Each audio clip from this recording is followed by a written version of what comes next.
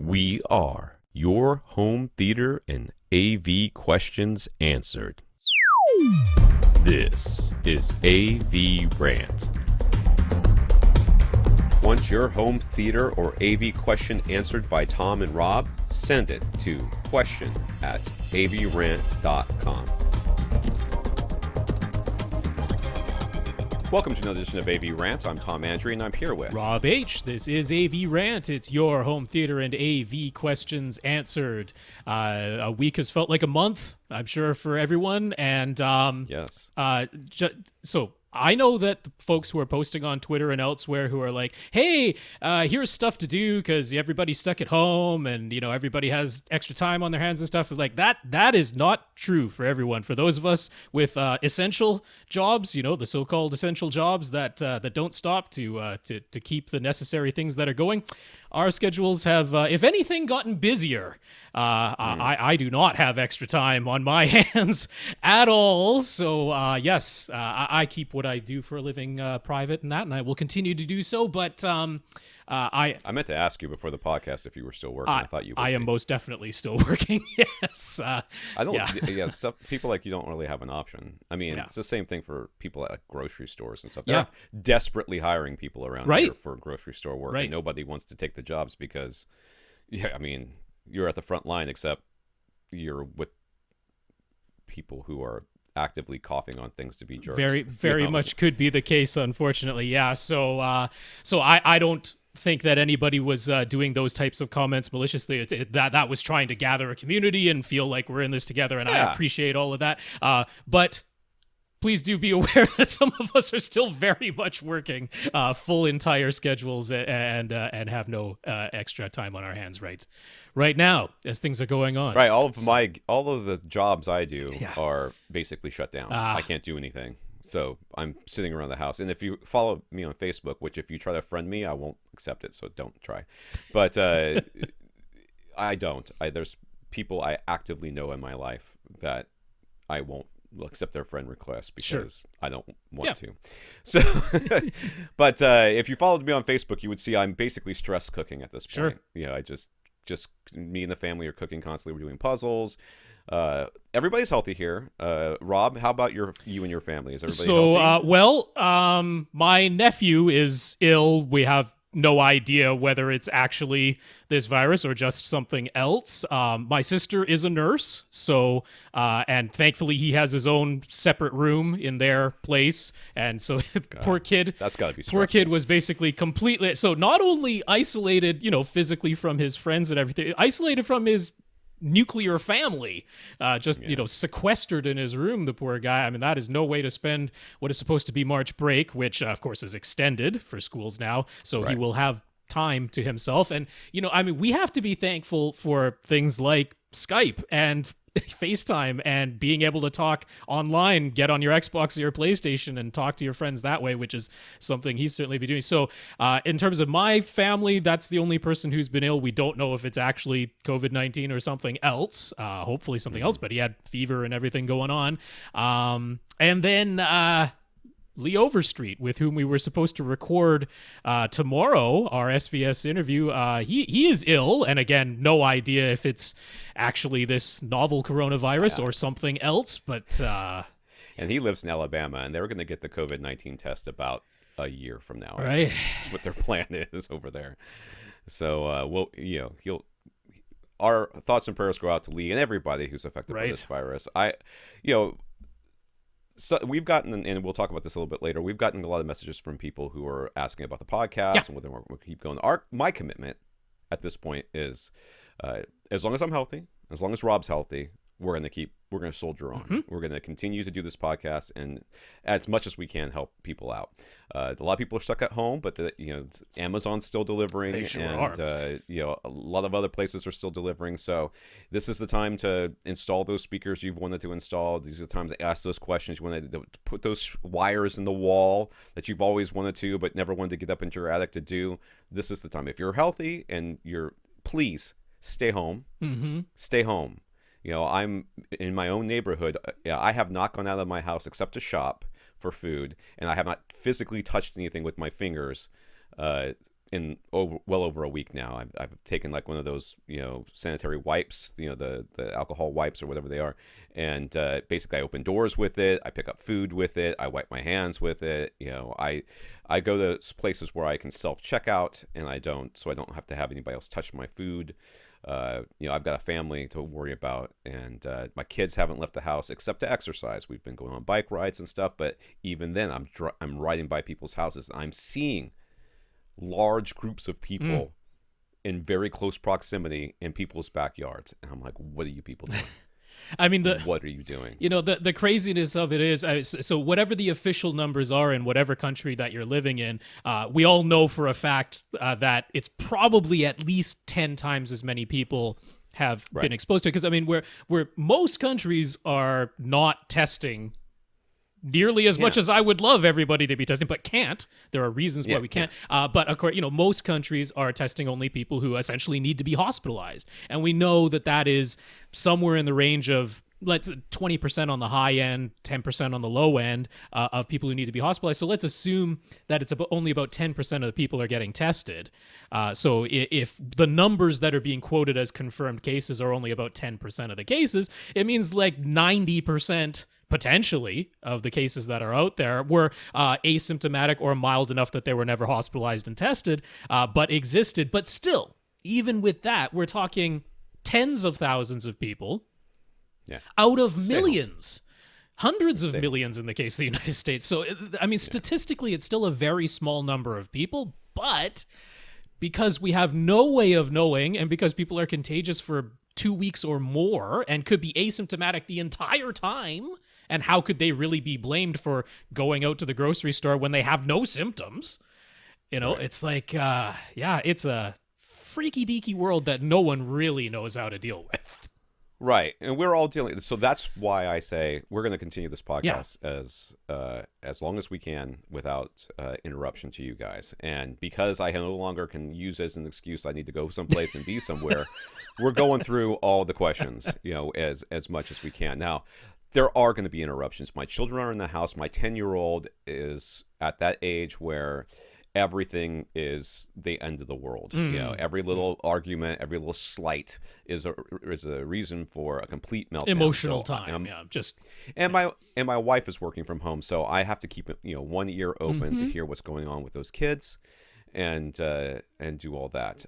The upside is, not upside, but one of my big fears was that my foreign exchange student 2 weeks ago on last Sunday, came back from Hawaii on a plane. Yes. And I thought, oh God, once all this stuff hit, I was like, if she was going to get it, she was going to get it. And she came back sick. Right. Now, she didn't have a fever, but she was coughing. And I'm like, all the alarms are going off. But now it's been 2 weeks and none of us have shown any sort of symptoms of any kind. So I feel like that big hurdle for our family has passed. But, we're still in danger. Everybody's in danger. We don't know. Like Rob said, we don't know. So if you're feeling sick, stay inside. If you're not feeling sick, stay inside. Just stay inside. Let's get these home theaters like absolutely popping. Let's order some Let's order some insulation from GIK. Let's get some wood delivered from Home Depot or something. Let's not touch anything with our hands, but let's build some room treatments. Let's put some wires on some walls. We've got stuff we can do, people. Let's all do it together, and we'll make it through this to the other side. And at the other side, you'll be like, your friends will say, "How did you weather the COVID-19 storm?" And you're going to say, "You want to see my new home theater?" Right? Because that's how I did it. If on the other side of this, we can all come out complaining, God, I don't know if we really needed to isolate that much. If that is the outcome, yay. Yes. I will be really, really happy if people are actually kind of angry and thinking maybe we didn't need to do all that, because we need to do all that. And if it seems like we didn't, that is the best of all possible worlds. That means that it worked. It absolutely worked. Right. So this is AVRant, the podcast that answers your home theater and AV questions. To get your questions answered, all you have to do is ask. You ask by emailing us at question@avrant.com. You can go to www.avrant.com. Leave us a comment there. Facebook.com/avrantpodcast. YouTube.com/avrant. Contact Rob directly at rob@avrant.com. His Twitter is at FirstReflect. I'm Tom at avrant.com. My Twitter is at avrant_Tom. I can't remember. It sure is. Matter. That's how much you use Twitter. That's how much. I'm sorry. If everybody would just settle down on Twitter, I would come back. You get one guess as to what's being talked about on Twitter these days. Yeah. Oh, I can only imagine. Hollow Earth? I'm guessing it's Flat Earth or Hollow Earth. It's one of those two. I want to thank our listeners of the week before we get into a review of the Audio-Technica ATH-CKS5TW wireless headphones. So memorable. Rolls right off the tongue. Rolls right off the tongue. They call them the solid bass wireless in-ear headphones. They're like the ones without any wires anywhere. So if you've been looking at these things and you want to know what my opinions of them are, you're about to find out. But first, I want to thank our listeners of the week. To become a listener of the week, you can go to avrant.com and click on the Buy Us a Cup of Coffee link, which will send you to a PayPal donation site. Or you can go to patreon.com/avrant podcast. Right? Is that right? Yep. Where you can become one of our 111 patrons, including Mark, who's I guess our newest one, or mentioned. No, he's been a patron for a while, but mentioned that he is, and we always say if you want to get mentioned that you are a Patreon supporter, you just let us know. We are happy to say your name. So thank you so much to our now 111 patrons over at patreon.com/AVRant podcast. I mean, heaven knows that, actually, we'll get into this with one of the people who is one of the listeners of the week, that, money can be possibly spent better elsewhere. But at the same time, some people are saying, hey, you know what? Listening to podcasts is one way that I'm keeping my sanity at the moment, and it is valuable. So anybody who wants to support us and is in a position that they're able to do so, it's hugely appreciated. If you want to make it a one-time donation, we do have PayPal. So come to avrant.com, our regular website, and over on the right-hand side, it says support AVRant if you want to be taken to PayPal for a one-time donation. And I can't stress this enough.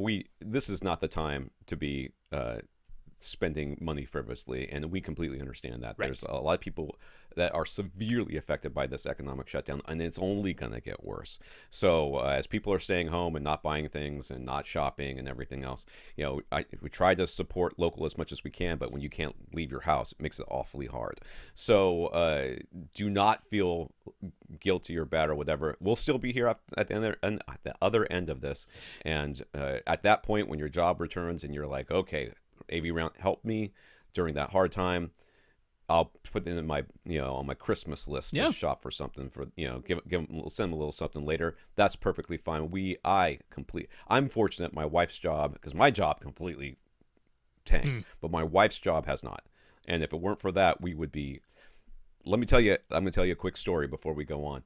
I have a friend, and they were in the process of buying a new house. They decided that because we live in the flood zone, and they wanted to move out of the flood zone because they live close to us. So they found a house outside the flood zone, and they put an offer on the house. They got accepted. So now they need to sell their house. So they found somebody to buy their house, and they got that offer accepted. Everything was all in place. Well, the problem is that they sold the house, or they bought the new house a week ago or 2 weeks ago, last Friday, and they were supposed to close Friday on their house, which means they were floating a loan.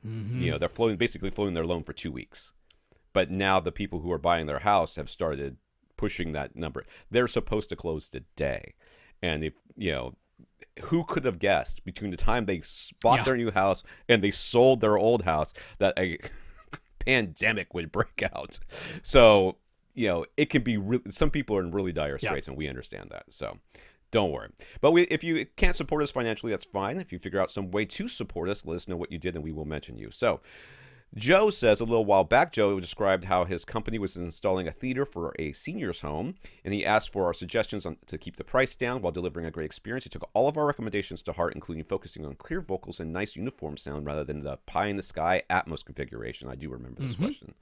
So a nice, bright Epson projector with a silver ticket screen, HSU speakers with a Denon X3500H and dual SVS 2000 series subs, and the 5.2 configuration with multiple side surrounds for the multiple rows of seats are being installed, along with an APC battery backup, Apple TV 4K, and Harmony remote to control it all. Joe is letting all the various vendors know that AVRant sent him their way. So thank you, Joe. Thank you, Joe. hope that's being put to good use while people are sitting far apart. That's what I hope right now. I think, what is it like? It's got to be like 4 seats between everybody, right? Yeah. It's at least. So Brian bought some SVS sound path isolation feet, and they completely eliminated the rattle he used to have in his room. He let SVS know via their live chat that we recommended them. He also emailed Gary directly, so thank you, Brian. Yeah, and thank you, Brian. And how cool is it that you can email the CEO of a company directly and probably get a reply? Gary replies to almost everybody to at least say thanks that he received it. So that's cool. Thanks, Brian. Ted sent Rob an Amazon gift card, so there you go. He absolutely did. That was after you said, more people should send Rob gift cards, so you have no one to blame but yourself, Tom. That's how that goes. I'm fine. I don't need an Amazon gift card. I'm fine. I would rather Rob be taken care of than me. So thank you, Ted. Is it George or Jorge? I think it's Jorge. Yeah. Jorge thanks us for continuing to do the podcast during these crazy times. He finds it especially helpful now as we let him take his mind off of things for a while. It's going to be longer than 2 hours this week. So he was all set to send us a donation, but under the circumstances, he decided to donate those funds to his local charities instead. He considers that as being AVRant donating to help his local community, so he greatly appreciates the time and work we put into the podcast. I love that. Yes. Do that. That is A-okay by me. Yes, please. And thank you, Jorge. Yes. I mean, it's kind to, think of us and then be like, all things considered, I think my local community could maybe use these funds. And we're like, that makes all the sense in the world. Thank you very much. Other AVRant listeners also expressed their gratitude for us continuing to do the podcast these days, including Ted, John, and Nathan. And so you guys are welcome. I believe there might have been others, those were the names in email. I think people tweeted me similar things. So so for everybody who's sending us kind messages, very much appreciated. And we're, as Tom said, we'll truck along here as best that we can for as long as we can. And all right, so let's do the review real quick. We're going to review the Audio-Technica, I have to scroll back up, ATH-CKS5TW wireless headphones. Okay. Can you see this box, Rob? Okay, yeah, that's there. Okay, that's the box. Okay. I'll switch over to an image of it that I just pulled down from back to Tom. There we go. All right. So this is the headphones themselves. Now, first of all, I'm going to do the good, and then if you are sold on them, you should skip the bad, because I've got some issues with these headphones. But these are they come in a little case, and it's the new thing where they magnetically snap into the case and they charge. So the headphones themselves are supposed to last up to 15 hours.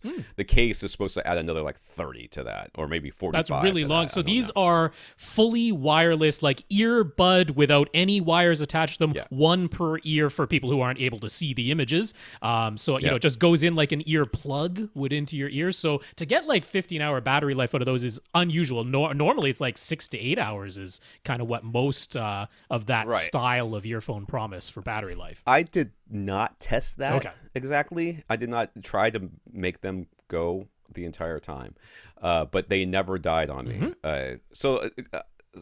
First of all, they send them to me in bright blue, which is annoying, but I didn't tell them what color to send me in, and I don't really care. But the reason it was annoying is because I took them on the plane a while back before all this broke out, and it's the big danger of the wireless headphones in my mind is that they are wireless, and you drop one, you can't find it. Well, I dropped it on the ground in the plane, and the freaking carpet was blue. And I'm trying to. It went under the guy's seat next to me, and I was like, "Oh, I can't find it." And I finally found it. I'm trying to crawl underneath his legs to get it. And that's just me being stupid. But I almost never dropped them unless I was on that plane. I dropped them 4 times on that plane for some reason. So they come with a little ring thingy that's supposed to go into your ear to kind of keep it in place. And for maybe 3 or 4 sets of tips. If you are somebody who has problems with earbuds falling out, or ear whatever, what do we call these? The in-ear monitors.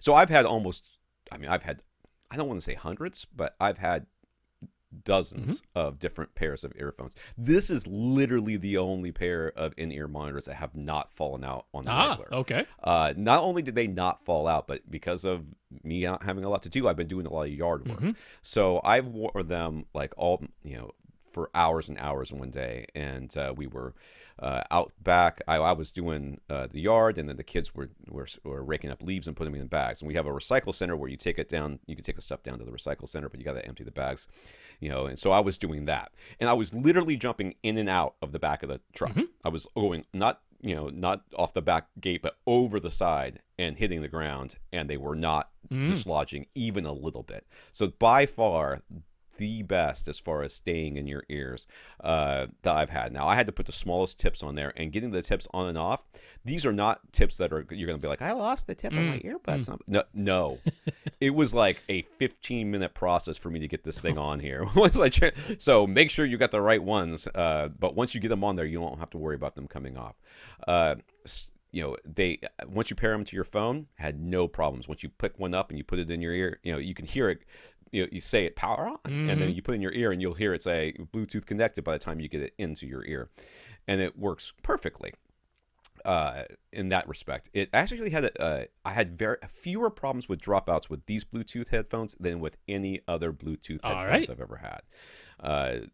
Longer distances through more walls than I've had before. So it's got it's Bluetooth version 5.0, and it supports aptX.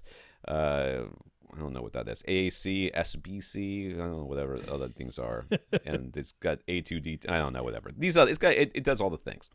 So that's most of the good. Okay. The case charges it, they stay in. And I'm assuming if you were wearing them that long that they're at least reasonably comfortable too, that you weren't they're more comfortable than some of the other ones I've worn. Sure. And I was surprised at that because the other ones have like loops over your ears and stuff like that, but these didn't bother my ears as much as other ones have, and I don't really know why that is, but they didn't, and I like them, so I will continue to wear them. If that's not an endorsement, then I don't know what it is. Now, if you wanted to hear the bad, and you haven't skipped forward to the news, then well, first of all, they're $150, which I think is a reasonable price. That's pretty for good. This kind of product. Yeah. They are called solid base wireless. Okay. Yes. They are not a linear headphone in any by any stretch of the imagination. They are so ridiculously bass heavy that is annoying. Which is a lot of people want that, so that's going to be music to some people's ears. Ha ha ha pun. Yeah. But then for people who want very linear, accurate sound, all right, bass is tipped up. So what'll happen, at least what happened with me, is as I was listening, because I normally listen to Pandora, which doesn't sound that great anyways. After a song or two, you forget about it, and it's fine. It just sounds the way it sounds. But then you get a phone call, and you're like, I know you're supposed to be my wife, but what's wrong with your voice? It doesn't sound natural at all. I did have some issues with phone calls as well. It only happened once, but every time you got a call, it would it would kind of ring, and almost like it was like trying to connect to both of them at the same time. Your phone was trying to connect to both of them at the same time, so it would like flick back and forth and be weird. But then it would lock in, and you could, the call sounded pretty okay. But one time it wouldn't. Just coming out of one side. Okay. I was like, what is going on with this? But I couldn't replicate it. I only did it the one time. So that was a little bit more of a negative. But really, for me, I was surprised. Pleasantly surprised at all the things I thought were going to be wrong with these things. I mean, I kind of assumed the sound quality was going to be crap, to be honest with you. But the linearity was going to be crap. Maybe that sound quality is a bad way of saying it. But all the things I thought were going to be wrong with these headphones, for the most part, they weren't. They would, they weren't too heavy. They weren't uncomfortable. They were a comfortable, long-lasting, well-fitted pair of earphones, and I didn't expect that from something that didn't have a wire on it. So now, these ones do not have active noise canceling, though, right? They do not. But they are very sound. As far as sound isolation goes, I mean, you can't hear nothing. Right. I mean, I couldn't plug hear your ears. Yeah. And if you've ever do these things where you go in the ear, there's like when you have the perfect fit, you know that you can tell the difference in like your outside sound, and then when it starts to loosen up on you a little bit, you can tell the difference, and you're like, okay, it's about to fall out, I need to adjust it. That was the thing that surprised me most about this, is that even when that happened, they wouldn't fall out. They literally never fell out of my ear. No matter how much yard work or jumping around or whatever I did, they never fell out, which has never been the case. There's headphones that I wear that I can't mow the lawn. This is walking behind a mower. I can't mow the lawn for longer than 5 or 10 minutes without having to stick one back in my ear. And these were just like solid as a rock. So, all right. Yes. Well, if you want something that's a little bit bass heavy, but other than that, very positive, then these okay, what was the name again here? ATH-CKS5TW from Audio-Technica.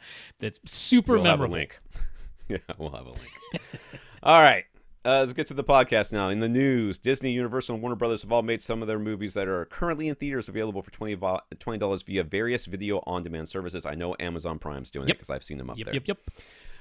These are rentals, not purchases, and Sony and Lionsgate announced titles that will do the same this week. Universal also announced that Trolls World Tour will hit video on demand day. What is video on demand day? No, video on demand, day and date. Day and date with the theatrical release on April 10th.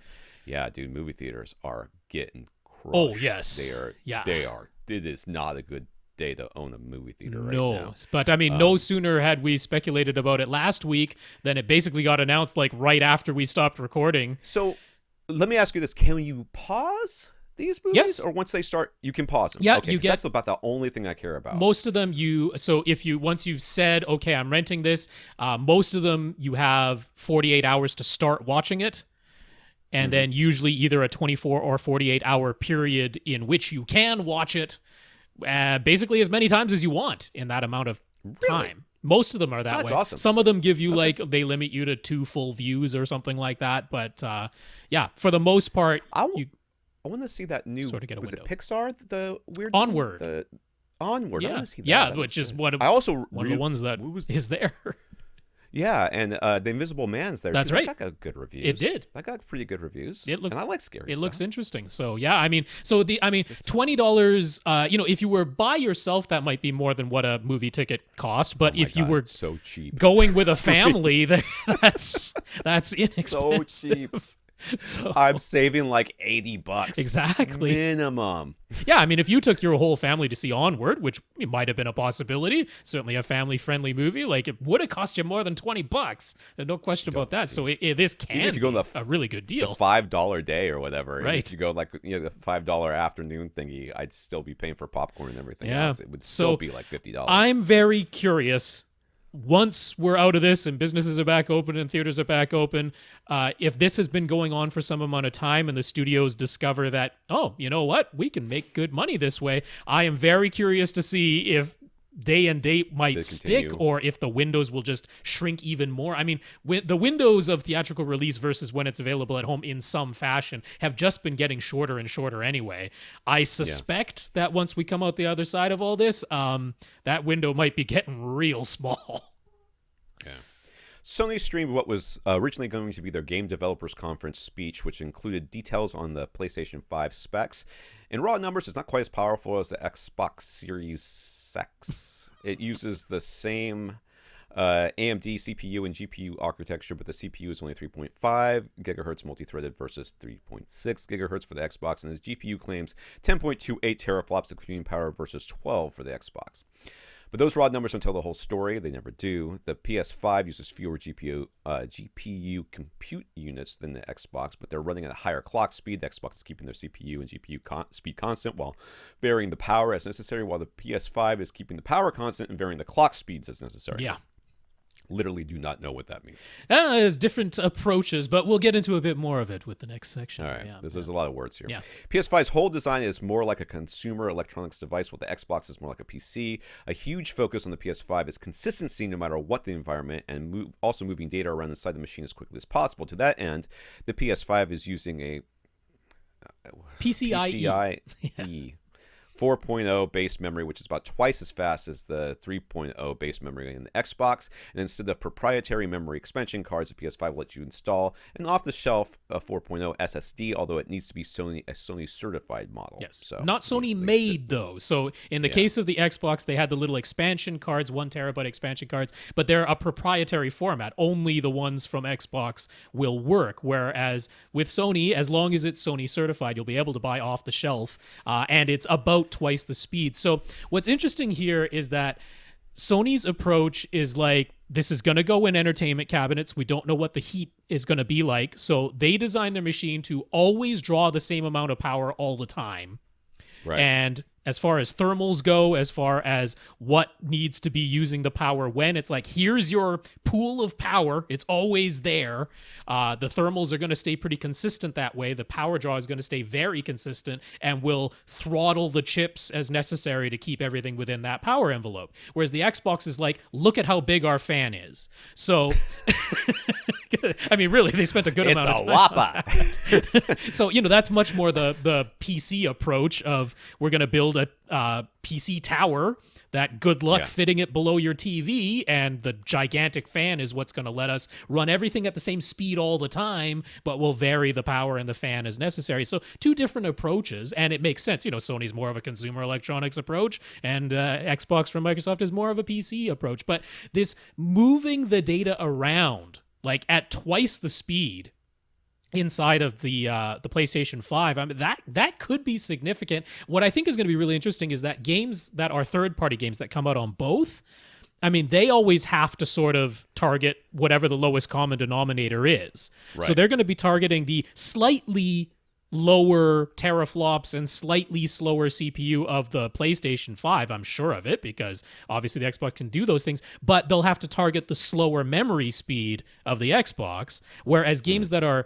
specifically made for the PlayStation 5 can take advantage of this being like, they can fill the entire RAM in 2 seconds.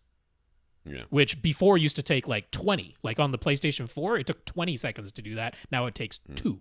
So there could be differences in the exclusive games. That's where we might really see those differences. So Sony also spent quite a lot of time talking about audio, unlike Xbox, which said, "What? Audio? Oh, audio? Do we do that? Did we put an audio output jack? We got HDMI. We have a headphone. We have a headphone jack, don't we? No, they don't have a headphone jack. They got an HDMI port. That's all they've got. They announced their Tempest audio engine, which is Sony's own object-based audio format. They want to deliver ways of turning a head-related transfer function, tuning a head-related transfer function for the player. So they are focusing on headphone and stereo speaker playback first, with hopes to expand to full surround sound systems later. They specifically said they are not using Dolby Atmos because not everybody has access to it. Oh, but everybody will have access to their stupid thing. Whatever, well, that's fine. I mean, you'll have stereo speakers of some kind. Yeah. So this was a little bit interesting. I mean, it was kind of funny because Mark Cerny, who was delivering all of this speech, he's got this very soft-spoken voice, so people were like, "Hey, this is ASMR." But I had to look up what that was the other day. I have fallen asleep when Twitch was on, right? And then woken up to ASMR and going, "What am I hearing right now?" It was amazing in my home theater, but it was very creepy.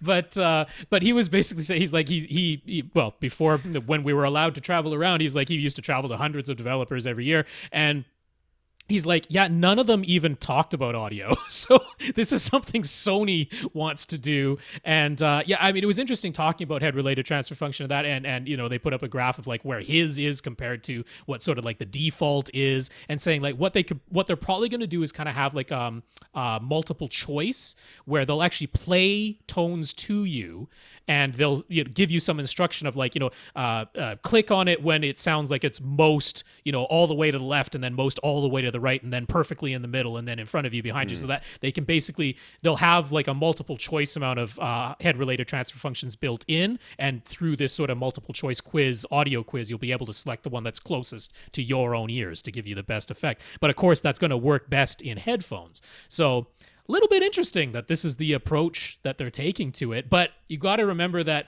Sony has also said they will have a PlayStation VR version 2 that'll go along with the PlayStation 5, whereas Xbox has no plans for virtual reality. So we'll just stick with Oculus, I'm sure, right? I don't know. I mean, that's Facebook, not Microsoft. So.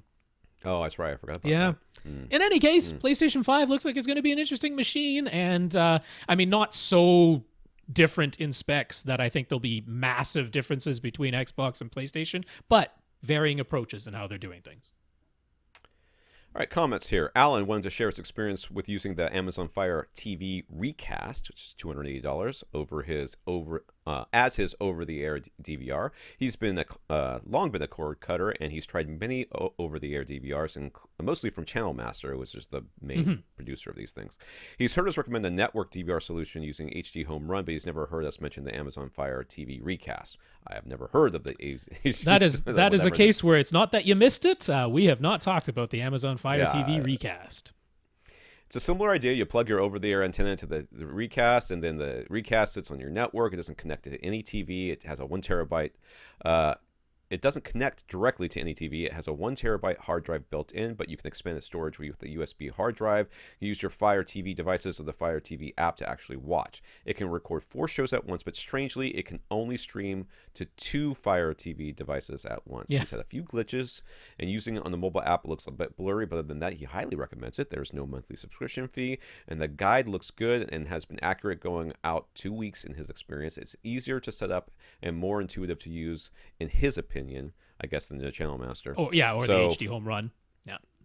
So for over-the-air TV users, he thinks it's well worth a look. Okay. That's good. Yeah. Cool. So, I mean, it's all in the Amazon thing. You know, if you want to watch it, you'll need an Amazon Fire TV, like an Amazon Fire TV Stick or an Amazon Fire TV Cube or Amazon Fire TV 4K. I think there's one of those. I don't know, whatever it is. You'll need one of those plugged into each TV that you want to watch. You know, this is a network tuner that just sits on your network. It doesn't have an HDMI output of its own, the Recast itself. But this is the thing that sits on your network, connects to the antenna, records the shows for you, and and then you can watch it anywhere that you can access your network. Ted knows we've mentioned the room mode calculator a number of times, but we want to make sure everyone is aware of the rest of the AM Acoustics website. I don't know if it's AM Acoustics or AM Acoustics. I mean, it's acoustics at the AM Acoustics. There, that's what I'll say. Well, anyways, that's where that's the site that hosts the room mode calculator. They have additional resources for building soundproof rooms, a database of absorption materials, and other helpful articles. So it's a good resource for people to check out. And speaking of resources, Rob just wanted to make sure everyone hears about the website that Alan Hutchinson mentioned during our HT Market interview, which is carltonbale.com, where you can find his spreadsheet to help you figure out viewing distances, screen size, seat riser height, and other calculations. Yeah. So I know that some folks didn't listen to that interview, and this was the only place that we've mentioned this particular, because some people are like, how do I figure out exactly how tall my seating riser should be? That was one of the questions that we went over in that interview. Right. And he's like, well, you know, there's this helpful spreadsheet that this guy, Carlton Bale, created. And I mean, it's a spreadsheet that does other calculations for you as well. So want to put that out there, carltonbale.com, and you can use the spreadsheet to help you figure some of that stuff out. All right, Ryan. This is our first question here. Ryan wants to assure us he is being genuine when he asks this. Dude, there's nothing you can say after this that you would have to have assured me. So anyways, he just made some DIY base traps and absorption panels using rockwool insulation. Someone told him that having exposed insulation that isn't behind drywall is unsafe. This is a common thing people say. They are wrong.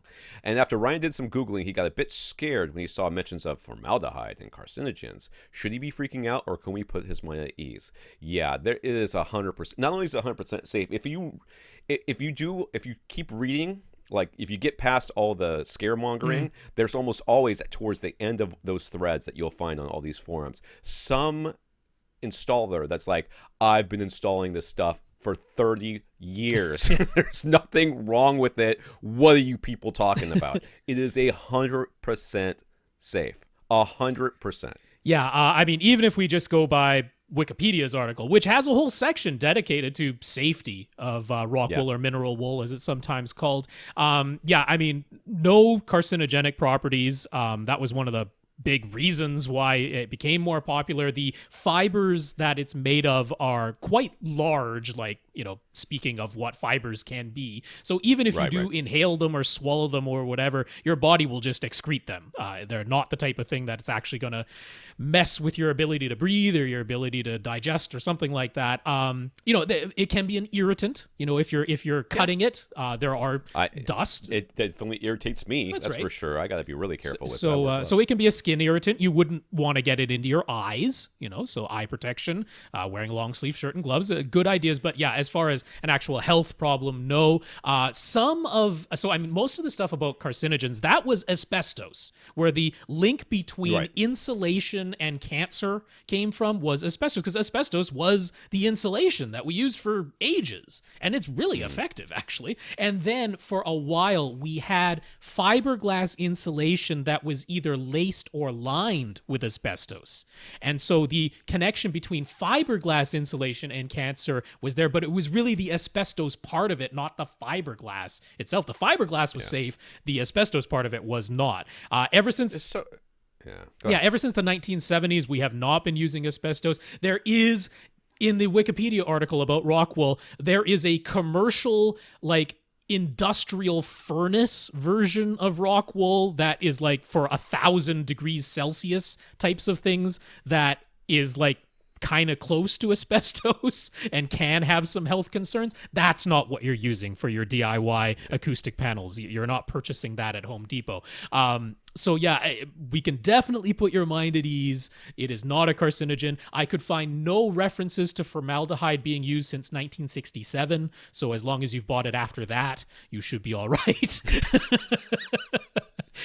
So I found this stuff in an old barn next to a decayed car. Right. I use it in my home theater. No. Yes. No.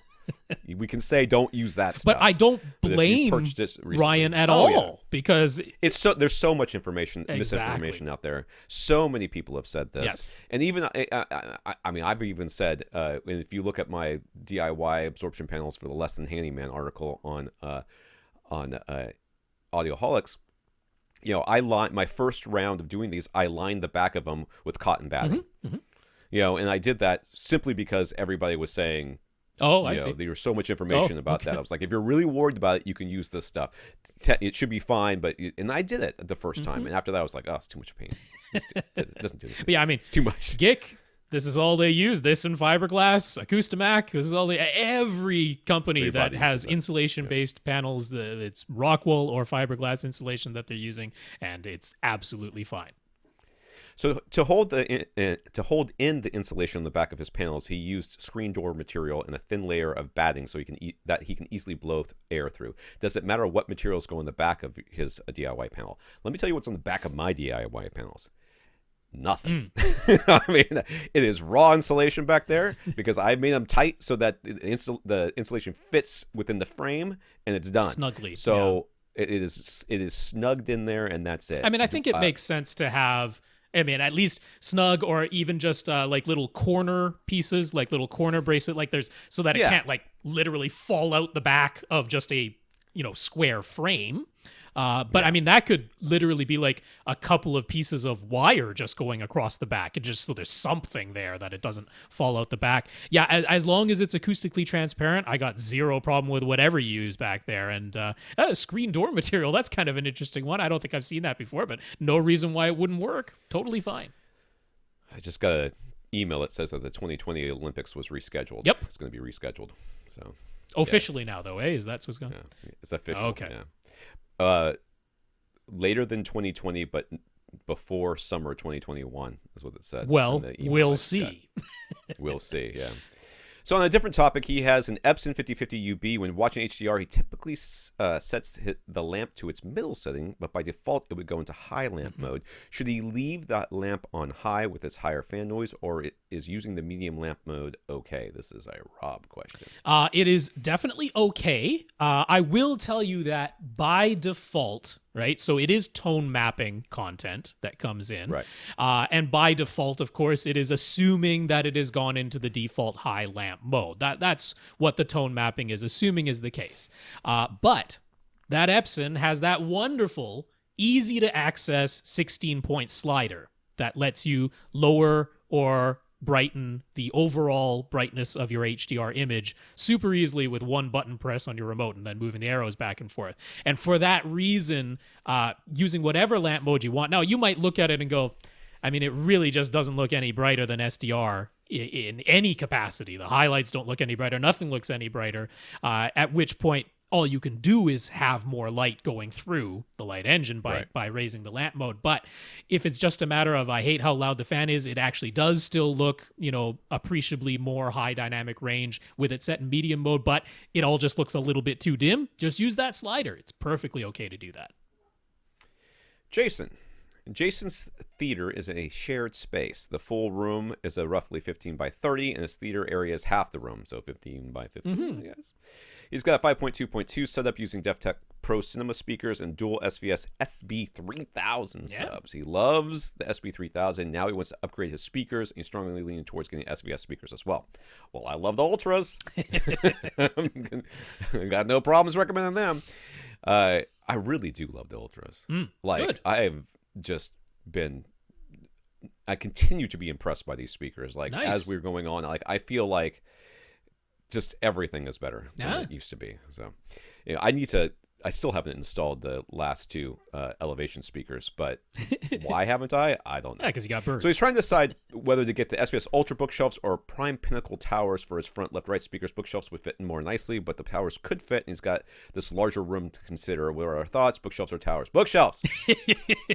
Yes, I mean, in terms of how far away you are sitting from the speakers, not more than 15 feet, right? So in that sense, it's fine. I mean, where the only niggle that might enter into this is it's that upper bass, lower mid bass region, the crossover between the speaker to the subwoofers, where the Prime Pinnacle towers can output a bit more of that, let's say 80 to 160 hertz, right? They can play a little bit louder in there than the bookshelves can. But I don't think so. 15 by 15, he's not sitting that far away. 15 by 30 in total, though. I know, but he's not sitting that far away. He's not sitting that far. I mean, I will tell you, I think the Ultra bookshelves are 100% fine in this case. Yeah. There might be a little bit of EQing. There might be a little bit of raising the crossover. Audyssey would probably end up doing that for you anyways. Well, that's just it. Yeah, you wouldn't notice it because you wouldn't have to do it yourself. Yeah. I mean, if there's a little dip there, it'll be universal across all the speakers, and all it do is just bump that up a little bit, and that's something that's super easy to fix. And that's not a dip based on cancellations. That's a dip based on physical distance and room stuff, which would be universal across all seats, which means boosting it up.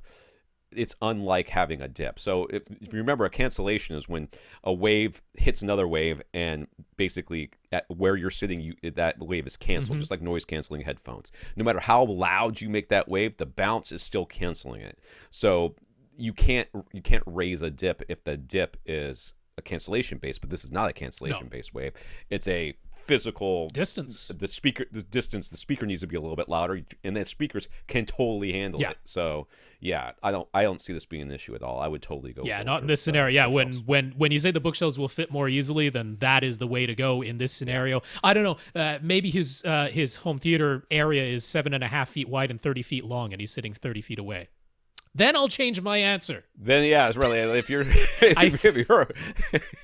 it would be a very strange way to divide a room. Skinny little. But if you decide it just got this hallway, one side is a pool table, a foosball table, another pool table, and the other side is a home theater. All I know is that 15 by 30 was divided in half. We would assume that makes maybe it it's diagonal. It's a grilled cheese sandwich cut. Oh my God!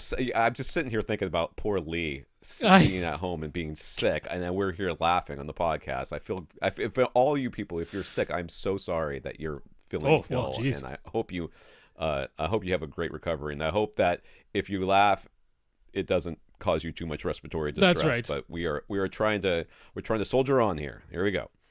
Ben, if you put your subwoofers in the corners of your room and you place corner bass traps above them, do these bass traps still work properly? Yes. Yes, they do. I mean, the bass doesn't. Remember, the subs and the room are one thing. I know it doesn't. I know it's three things in your mind, but to the bass and to what you're hearing and what's happening in your room, they are one thing. So, yeah, no matter where you put the trap, I mean, not no matter, but the traps are becoming part of the room, which becomes part of the bass creating structure, which is also encompasses the two subwoofers that are in there. So yeah, if you imagine that, like, picture just one of your subs sitting there and it starts to make sound and there's like a sphere of sound that comes out of that thing, and the leading edge of that sphere went all the way to the other side of your room and came all the way back, perhaps twice, before the subwoofer has even finished making that note once. That's the type of thing that's going on here. So, and that includes going up and going down, and it's a sphere coming out. So it basically doesn't matter where you put a bass trap in the room. It is going to be absorbing some of that sound wave energy. The reason that we typically put bass traps in corners is simply because we can cover more surface area in a corner by straddling a corner. That's really, it's not that bass traps have to go in corners. It's just that's where they're most efficient because they cover the most surface area. Would you like a foot thick panel, on your wall, or 18-inch thick panel on your wall? You don't. That's why we put them in corners. Because but you could, and it would work just as well. It would. So that's the only reason we do it. And that kind of answers all the rest of his questions, but we'll go through them anyways. What if you can't make your corner traps, bass traps symmetrical? Like, what if one corner can go floor to ceiling and the other corner can only go from halfway up to the ceiling? Or what if you could do three corners from that four? What happens? Well, again, it's all part of the same thing. So, the fact that it's, that it doesn't visually look right to you doesn't really matter to the bass, because the bass is in the entire room. Yeah. It's bouncing, like Rob says, a sphere. If you think of like, explosions in space that they show now, it's always like when the thing goes out, and so it's then bouncing off a room and into it. By the time you hear it, it's already hit every surface in there. So the fact that the bass was, the bass straps were not symmetrical, it really doesn't matter. You're just trying to reduce the amount of, not reduce, but to absorb as much as you can, these reflections, so that once the bass stops, it actually stops. Yeah, actually, that's a key thing to understand with bass trapping, is that it's more about time than it is about, anything else. It's about time, because what we're trying to do with bass traps is that when the subwoofer stops moving and the signal said, hey, stop making sound, the room is still reverberating for some amount of time after that. The bass traps make it so that every time the sound wave makes its way across the room to the other side and runs into a bass trap, it loses more energy than if it were just a bare wall. That's all we're really doing here. And that means that every time it gets across the room, it gets weaker and weaker and weaker. It would anyway, but even more so now that it's running into insulation and getting turned into heat.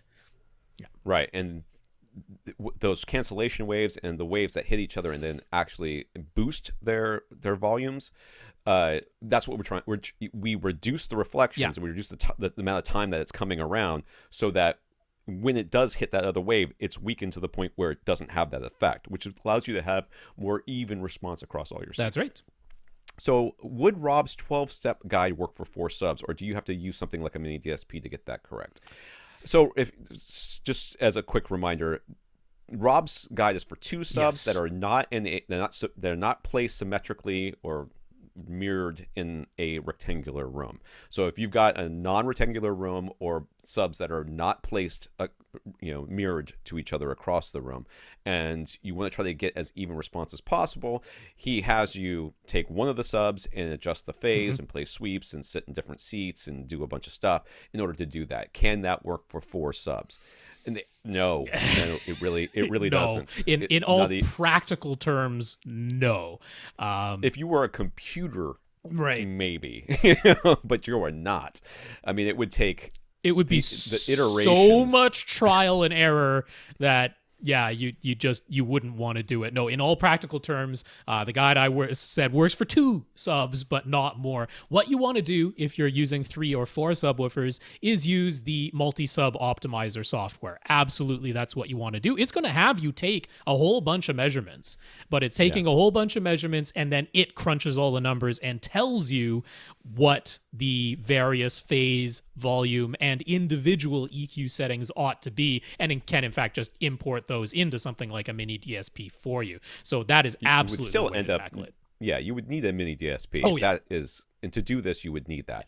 But you couldn't buy a mini DSP and then put the little subs in here and start filling with the phase. If you think about it's like a combination lock. You'd have to have that first one, and then you take the second one, you adjust the phase a little bit, and then write down. I guess you would have to write down your perceptions, and then adjust it again, one at a time, and then take the third sub and turn it up like to 1, or whatever, and then do the second sub all over again. Yeah, this is factorial math that we're talking about here. That's what's every time you add another sub, you add another factorial to this. That gets to be a lot of combinations. 2 subs, just doing this with 2 subs, or doing it with a single sub that you're adjusting, is tedious. Oh, it is. But it would be That's bad enough. It would be just so much worse with 2. I mean, with 3. Or 4. So you definitely need a computer at that point. Yeah. Juls wrote this a couple of weeks ago regarding his Onkyo TX RZ740 receiver, which has Chromecast built in, but he was having trouble getting it to work with BBC radio. Mm-hmm. And we were like, I don't know. I think basically that was what we said. Pretty much. I was like, if it can work with a regular Chromecast, then let's try that. That was my ultimate suggestion. Yeah, it turns out he actually can Chromecast BBC radio channels directly from his phone to his Onkyo, but only for Zone 1. He was trying to use the Onkyo controller app to also get BBC radio playing out of Zone 2, but none of the Onkyo's built-in apps can make it happen. Mm-hmm. So he's decided to go all in on Chromecast for his whole house audio. He tracked down 9 Chromecast audio dongles. So each room has his own. He can easily control which room or group of rooms is playing whatever audio he wants from his phone. Cool. So there you go. That was the Rob's solution was kind of the solution. It ended up working. Yeah. That's cool. But now he needs amplification. He looked at the Dayton MA1260, but even with its 12 channels of amplifications, it's not enough. He needs 18 channels. He'd have to import the Dayton, which makes it much less affordable. Since he has a Chromecast audio dongle for each room, and those can control the volume themselves, could he just search for used multi-channel amps and or used AV receivers with multi-channel analog inputs? Are there AV receivers with 7.1 channel analog inputs, not just 5.1? Any suggestions? Why would he need 7.1? Isn't this whole house audio? Isn't it just 2 channel for each one? It's 2 channel for each one. Well, I mean, he's just thinking with a 7.1, you could power 3 pairs, right? Whereas with a 5.1, you can only power 2 pairs with like the analog inputs, the multi-channel analog inputs. Right. So he's just like it's more efficient if it has. So there definitely are AV receivers with 7.1 analog inputs. Your best bet is probably going to be Marantz, because Marantz's always have full multi-channel analog inputs. In your case, you don't need the fanciest thing at all. So if you were to go for the 5000 series, I mean, you can go back however many years. Anything in the 5000 series will basically give you this. If you can find good deals on Marantz 5000 series, or 6 or 7000 series as well, those will also work. But if you're looking for cheap, you can just whatever amps you can find. It doesn't matter. It really doesn't matter, because the thing controlling the volume is the Chromecast audio device itself. You don't need volume control on your amplifier. So is he going to be using multiple zones out in order to do this? Is that what his thought process process is? Like if he gets, say, a Marantz AV receiver, he can just plug. So there's like front, left, right input, surround, left, right input, surround, back, left, right input, and then it'll just come out of the binding posts for front, left, right, and surround, back, left, right, respectively. Oh, okay. Right. So that's why he needs the analog. Okay. Yeah. I was a little confused there. Yeah, he was just thinking analog inputs let him do that. Okay. Yeah. But you could also, it could get a little bit like clunky in terms of how many you have. You probably don't want to have like literally a stereo amplifier for each room, but you could. There's no reason why you couldn't just have 9 little stereo amplifiers, little Class D stereo amplifiers. That would also be totally fine in this instance. So, like, he doesn't need a distribution amplifier for what a distribution amplifier can do, which is manage which room is playing what and control the volume individually in each room. That's what a distribution amp is really good for. He can handle all of that just with his little Chromecast audio devices. He just needs something to amplify the signal. So, any amplifiers at all. Yeah. Right. All right, he has 4 monitor audio CT165 in-ceiling speakers that he tends to use for Atmos. Above this ceiling is his attic, so he needs backer boxes, correct? Didn't we recommend some that are very easy to retrofit by being made of foam or something? Will those work for his application? Well, okay. So when we say that you need backer boxes for your attic, it's because that's normally what code is. Yeah, it's usually required by building codes for fire safety is really what they care about. Fire safety. So, it may or may not be the case in wherever you live, because I don't remember. Did he say? I think he's in the UK because it's all BBC Radio that he's talking about. I'm sure that's also your. I would assume. Your thing. And yes, there are like the foam ones or the like ones RBH. RBH is the one who has the foam backers, and there's the Dyna boxes, which are the vinyl. Right, Dyna box is the one I was thinking of. But neither of those are fire retardants. I don't think they would live up to fire safety code. I mean, there are generic just covers, attic covers for your can lights, right? Yeah, it's the same thing. It's just a fire break. That's really all they care about, is that you have a fire break between your attic space and whatever has created a hole in your ceiling, because otherwise fire can go right through that hole. So it doesn't even have to be specialized. You just need something that is a code, what is it? Compliant. Yeah, code compliant fire break. That's really all you need. Monitor Audio does have their own backer boxes, but they're made of MDF, and I don't know if that would be up to code. I kind of don't think so. MDF is flammable. Although it might be enough to be a fire break. They also have styrofoam ones, which I don't think would be enough. Those are for putting in exterior concrete walls, they say, so it acts as like an insulation break. It's a thermal break, but not a fire break. not that. So I actually think your best bet, I mean, you might want to just talk to an installer about this. You don't even necessarily have to get them to do it, but usually most installers won't let you just purchase through their installer channel and not do the installation for you. But you know what? If you're going to have to go up into an attic anyway, you might just want to hire an installer to do this, because it's not complicated, but it's a bit unpleasant to have to go around in your attic and do all this. And it can just be, it's purely about the fire break that we care about. It can just be the generic stuff. All right, Nick. Nick has a C9 LG OLED TV. He followed the settings that Rob posted on AVRant, and everything looks great, but Rob had posted his OLED light setting for a dark room as 14. Nick has a 25-watt bulb on, so his room isn't totally dark, and that setting makes things look a little too dim. If he raises the OLED light until things look pleasing to his eyes, will that mess with the other settings like brightness and contrast? And thankfully the answer is no. You can go ahead and turn up that OLED light setting basically as you please. Turn it up to taste. I will say, if you can at all avoid going over 40, because 40 is when the automatic brightness limiter starts to come in and we start to mildly worry about image retention or burn-in or something like that. If you keep it below 40, the automatic brightness limiter doesn't even kick in, and image retention and burn-in are almost impossible to happen. But there's a lot of range between 14 and 40, so should be all right.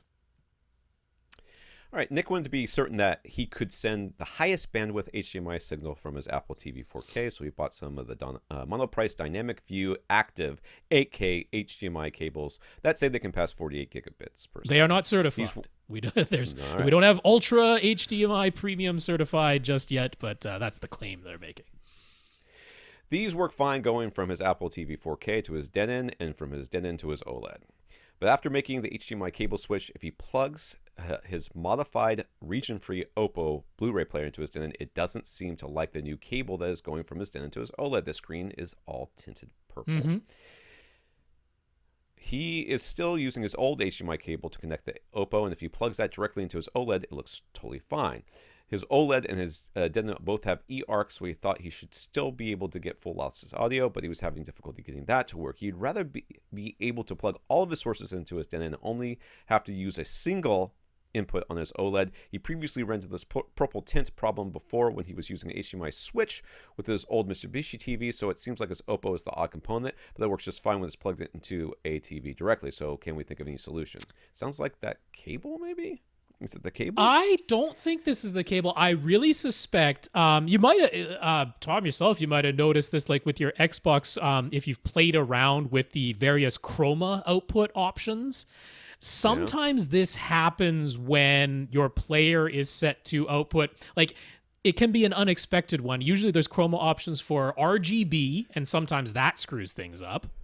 Okay. Because your TV doesn't always kick into RGB input mode instead of YCBCR input mode. Sometimes having the whatever source device output YCBCR as 420 or 422 or 444 can lead to these weird chroma problems where you get like everything looks like a green is over it, or everything looks like a blue, or everything looks like a magenta, or whatever is laid over it. And it sounds like that's the type of issue he's having. And it seems like if the Oppo is connected directly to the TV, that handshake is working well enough that the Oppo's like, okay, here's what I need to send you. But if it's got some device in between, and that device is like the Denon, where it's saying, well, here's everything I can accept. So the Oppo's like, well, I'm going to send you the highest thing that I can possibly send out. And then something in that signal is getting weird in the chroma channel, because this is a chroma problem that's going on here. It's happened with some of the Panasonic players connected to certain like Vizio TVs had this issue, because the Vizio TVs are set up to accept like PC RGB or 444 signals. And so can you go into the Oppo and so you should be able to, this Oppo you definitely can. So what I would have you do is play with the color output setting. You should have the choice. You definitely want to do YCBCR, so make sure it's not going into RGB mode. And I would probably try something that is not 444, because this seems to happen mostly when it's YCBCR 444 causes these weird types of chroma errors. So I really suspect that's what's going on here. Now, the eARC thing, because that actually should work. You should be able to take a device like a Blu-ray player, an Ultra HD Blu-ray player, plug it directly into your TV, and then send full lossless audio, including like Atmos bit streams and DTS bit streams in the full lossless format via the eARC HDMI port on your TV back downstream to your AV receiver. That should be totally doable. Where things get a bit tricky is that by default it relies on HDMI CEC being active for that to work. And if HDMI CEC is active, things can get screwed up. We know this. It's pretty unreliable.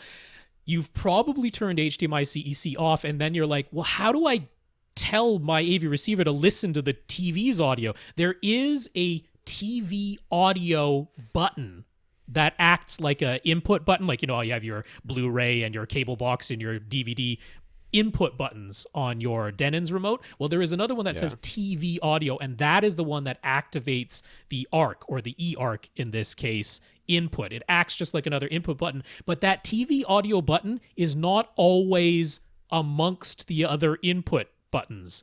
It's like sometimes over to the side, like right underneath the power button. It's like in a different part of the remote.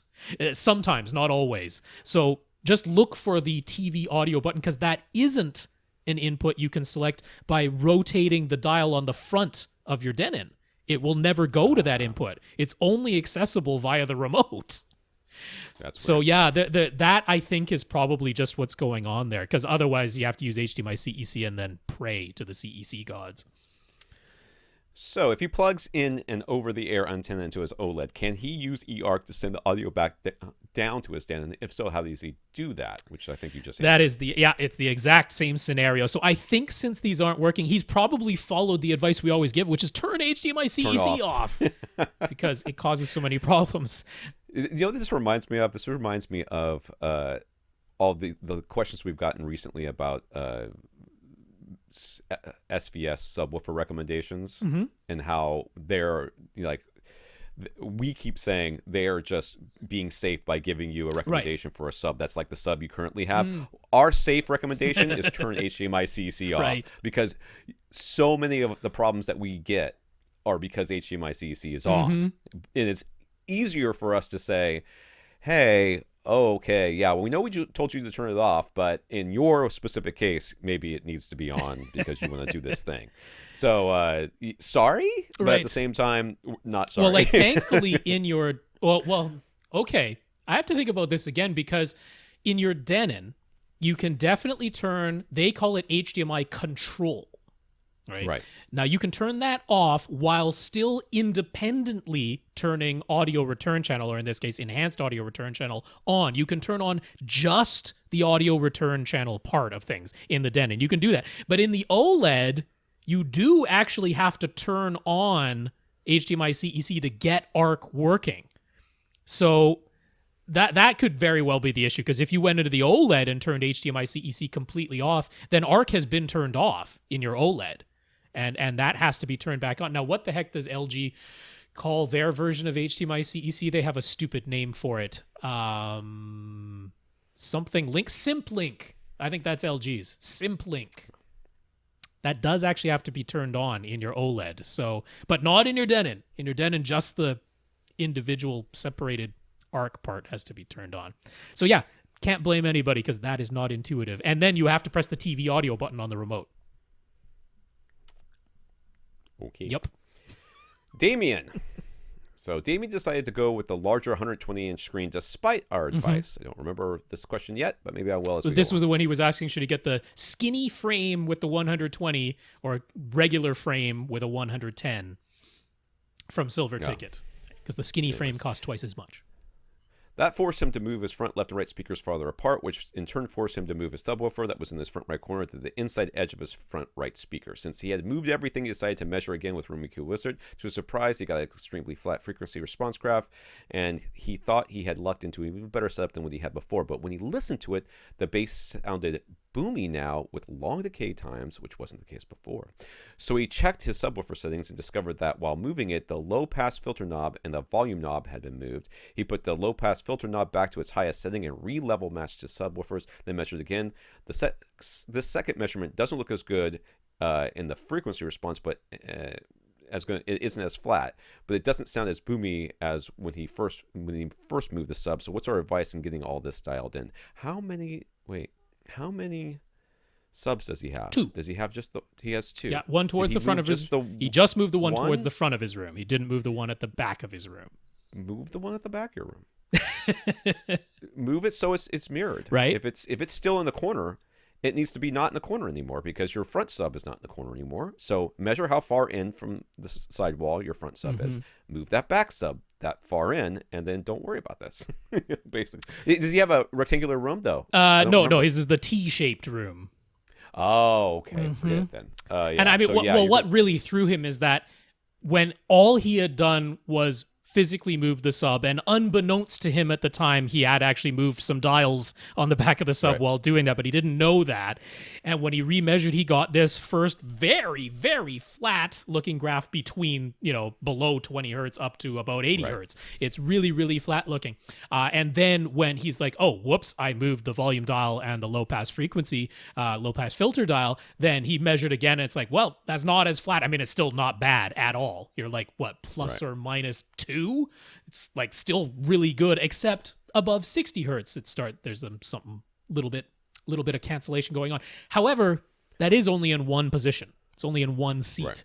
And that's why you're still hearing the boominess and you're hearing the long decay times, because basically you went from going from having 2 subs that were playing at the same volume and doing the stuff that they were supposed to be doing in your room to having 1 sub giving the majority of the input, which means, yes, you may have had a flatter response at that one measurement. So you got lucky with that measurement. If you move that microphone 2 inches to one side, or 6 inches to one side, you're going to get a completely different measurement, which is where the boominess and the long decay times is coming from. When you put the 2 subs together, then they start canceling each other out or adding to each other, and then we can start you can start working with your room and Rob's little guide thing to try to even stuff out. Interestingly, if we look at the waterfall graphs that have generated, and for anyone who's wondered what are these waterfall graphs we talk about, come over to YouTube and have a look at this picture, because I'm showing a waterfall graph on screen right now. But now this was the first one. This is he had moved the sub but had accidentally moved the dials and has this very flat looking frequency response. But I'm showing this measuring up to 500 milliseconds, and there's still plenty of sound going on half a second later after the initial tone. Interestingly, up in that 80 hertz region, in the above 60 to, in the, from like 60 to 80 hertz region, which in the second one is where we're seeing not as even frequency response, but shorter decay times in that 60 to 8 hertz region, whereas in the first one we're seeing like really long decay times. So I think some of why the frequency response looks flatter is actually a matter of, well, the same sort of dip in frequency response is happening, but it's playing for a longer amount of time. So cumulatively, the frequency response ends up being flatter. So yeah, the decay times do look better, even though the frequency response doesn't look quite as good in the second graph. But again, only at one position. Yeah. So to figure out the story here, I mean, I'm going to tell you to go back to my 12-step guide, because that is the way to approach this. You have to do more than just one position. One position can give you sort of erroneous results like this, where it looks real good right here, but it's not actually giving you the full story. All right, Daniel. Daniel was using a pull-down projection screen. He decided to try a 100-inch silver ticket fixed frame screen after we talked about them so much. He's very happy with it. He thinks it looks beautiful. Heads and tails above every pull-down screen he's ever had. It's nice. Velvet border. It's nice. And its nice velvet border has calmed his worry about seeing any overshoot. So with the money he saved, he bought a pair of Ascend Sierra 2 speakers to try out. He's coming from the KEF-R series, so he wasn't particularly looking for an upgrade. He just wanted to try them since Rob loves them so much. Rob and his... He's like, if one suggestion was good, maybe another one will also be good. Could also be good. He can see why. Ultimately, he can't really say either the KEF-R series or the Sierra 2s are better or worse overall, but there are some differences. The Sierra 2s, horizontal dispersion is amazing. But now he understands the comments about limited vertical dispersion. The main difference is that voices seem more distinctly separated from instruments, sometimes more pronounced, or as though the instruments really are in the background where the vocals are more in the foreground. Just a greater sense of separation and delineation. His immediate inclination was that he still preferred the KEFs, but he is aware he is just more used to their sound, so a fun audition regardless. So now to his question. Right. I just wanted to comment. I mean, that's wonderful that you're able to just take some time and audition things. That's something you were curious about and you want to hear it for yourself. I mean, and I would tell you, like, yeah, Sierra 2s versus KEF-R series, like, man, there's no way I would tell you one of those is just flat out better than the other, like across the board. Nope. They're like competitive, definitely competitive, yeah. And in price and everything. So it's not to be totally unexpected, but love those comments. I'm hoping, looking at the image, that center speaker is just temporarily pushed back because he has some cables draped across. I hope that isn't where your center speaker lives all the time, pushed back on your equipment cabinet like that. If so, bring it forward. Right. So here's his question. He used a curtain rod to hang acoustic panels in front of his window on his left wall. It's an interesting solution. Yeah. I've never heard of that before. But it's cool. Yeah, I like it. He tried his best to place them at the first and second reflection points. They are 2 inch by 4 inch by 2 foot by 4 foot by 4 foot by 4 inch thick panels. 2 inch by 4 inch. That's some little panels. I know. My brain did not completely click in there. I've only had one cup of coffee. I really need to fix that. And they are currently 27 inches off the floor. But if you were to raise the curtain rod, he could add a third panel to cover more of his windows, extending farther towards the back of his room. He needs to raise the curtain rod about 10 inches, though. So would that make the positioning of the panels too high? Is it okay to have the panels placed that high, or is it better to keep them lower the way they are now? You want them in front of your...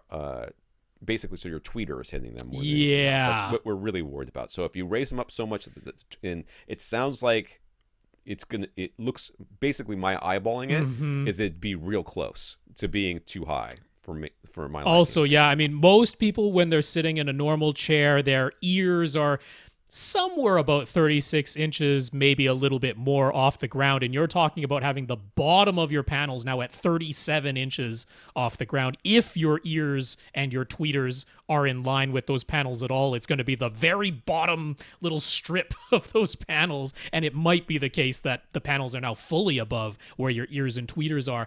I would not be in favor of that. With side wall reflection panels, we do care about where they're placed. It isn't a case of literally put them anywhere in their room and they're going to do their job. These are a spot treatment to specifically target one kind of reflection in your room, and they do need to be at ear and tweeter height. So I'm thinking this isn't what you want to do. And I'm also, again, we're just sort of eyeballing by the picture that he sent, but I don't know how much you need to extend farther back. You've got the first reflection point. That's what we care about. Right. And I think you're just fine. Well, that's true, but I mean, he might be thinking more absorption in a room that looks like it's full of windows is not necessarily a bad thing. And to that, I would say, yes, I agree with you, but not at the expense of catching the tweeter on that first reflection. Well, what I could be totally in favor of is it looks as though this is sort of is that a split window? It's hard to tell because you got curtains covering it. But you managed to install this one curtain rod that's holding your current two panels. Could you put a second curtain rod? The second curtain rod is now higher, and it's covering like the back, the windows that are closer to the back of your room. So you'd have another one or two panels that are over that second part of the window that's closer to the back of your room, and those are higher, and those are essentially behind your seating position, and that I would be fine with, because that's more of I'm just taking more reflections out of this room and less about a specific reflection that you're trying to treat, which is what you're trying to do with the ones that are at your first reflection points at the front of your room. So I wouldn't move what you have right now. That's ultimately my advice. There are so many nice speakers in this room too. Do you see that he's got the KEF. Yeah, he's got the LS50s. Yeah, he's got the LS50s. And he's got a lot of computer setups. Yeah, 1, 2, 3. At least 3 very wide monitors. Well, 4 monitors, because there's some stacked on that back wall. Oh, is that stacked? He's got a stack of at least 2 monitors on the back wall, and then 2 ultra-wide monitors. Go to avrant.com, see the pictures. There's a lot going on in here. I'll have a link to them. Yeah. Andrew on Twitter and Chris via email. So this is related questions. Yes. Someone said on the forum, We're starting out good. Probably wrong. Whatever's coming next, don't listen to it. That you should match the Audyssey Dynamic EQ reference level offset setting to your typical listening level. For example, this forum poster claims that most people don't listen with the master volume dial at 0 dB, full reference volume. Therefore, if you typically listen with the master volume at -10 or -15, then you should set the reference level, the Audyssey reference level offset to match. They claim dynamic EQ will exaggerate your bass too much otherwise. Is any of this true? I'm going to say no. Okay, this is literally me not remembering what the reference level offset does. And that was Chris as well. Yeah, that was right what Chris was asking. He says he noticed, he got this dynamic EQ setting, and most people have heard us say enough times that, yes, dynamic EQ, good thing, turn it on. Yes. But then he's like, there are these additional 3 levels. What are those about? So, yes. Okay. So, if you're offsetting it, let's just pretend that you're offsetting it, and the way this works, and Rob, you're going to correct me if I'm wrong here, that if you normally listen at -10, you should set it at -10. That makes, that would actually boost the bass all up for the -10 level, wouldn't it? More than the other way around. No, so let's explain the reference level offset. What that tells you is, where does Audyssey Dynamic EQ start to adjust the equalization curve? Where does it become active? Now, its default setting of 0 is that anywhere below 0 on the master volume dial, dynamic EQ starts to do its thing. And what dynamic EQ is attempting to do is it says, okay, at 0 dB on the master volume dial, I do nothing to the signal. We play it exactly as is. But anywhere the master volume dial is below 0 dB, we know that some sounds, because human hearing is not linear, some sounds will start to become inaudible, particularly in the bass, where we're particularly bad at hearing things linearly. So if you've turned it down to -5, we know that some sounds that were supposed to be audible when you were at full reference volume could literally be inaudible now. So dynamic EQ is going to boost those back up to at least make them audible. That's what it's trying to do, keep everything audible. Now, if you use the reference level offset, it's saying don't do anything until you get to below -5 or below -10 or below -15. Those are the 3 available levels on the volume dial. So it will not touch the signal at all until you get below whatever negative number you've chosen on the master volume dial. Right now, what is that for? What it was meant for is, in movies, we can be fairly confident that things were mastered to THX reference volume. Sometimes it isn't the case, but in almost all cases it is. But music is different. If it were a live recording of a rock concert, you might have peaks that go up to 120 decibels. Right. And so there's no chance that you're good. Well, if you are attempting to keep peaks to 105 decibels maximum in your speaker channels, then something that has peaks that go up to 120, you're going to be listening to that at minus 15 on your volume dial. So reference level offset is there to say if your content goes higher than 105 decibels in your speaker channels, and therefore you're turning the master volume down to compensate, then we're not going to start changing the frequency response until we get below that master volume setting, right? It's saying you had to turn it down to minus 15 so that this 120 decibel peak is now 105, but everything is still audible. I haven't had to do anything yet. That's what the reference level offset is there for.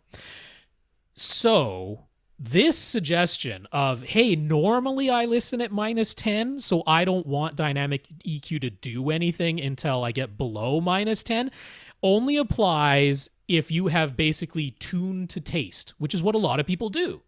A lot of people say, I always listen at minus 10, but when I listen at minus 10, I'm not getting all the bass I want, so I goose my bass by 5 or 6 dB, and now it sounds right to me. But then I activate dynamic EQ, and it boosts the bass even more, and now it sounds exaggerated, but if I use this reference level offset, I can put it back. No, just don't goose your bass to begin with, and dynamic EQ will do what it was designed to do.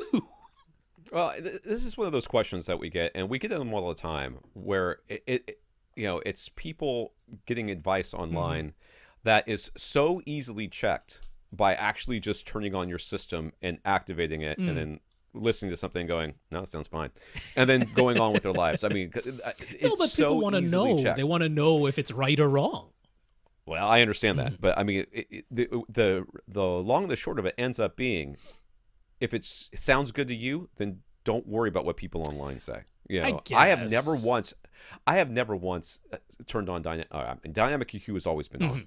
I have never once thought, ooh, that bass is more exaggerated than I think it should be. Never once thought that. Never once. It's always sound even compared to everything else, no matter what volume level I'm at. But see, the advice to set everything up and then goose your bass a bit is really, really common. Yeah, I know, it's terrible. I mean, that's out there all over the place, and it's so common that people who have just, like, they might have even forgotten that that's what they did, because it's just what you do. It's what everyone tells you to do, is goose your bass a little bit, because I agree. Most people are not listening at full reference volume because it's really, really loud. It's really loud.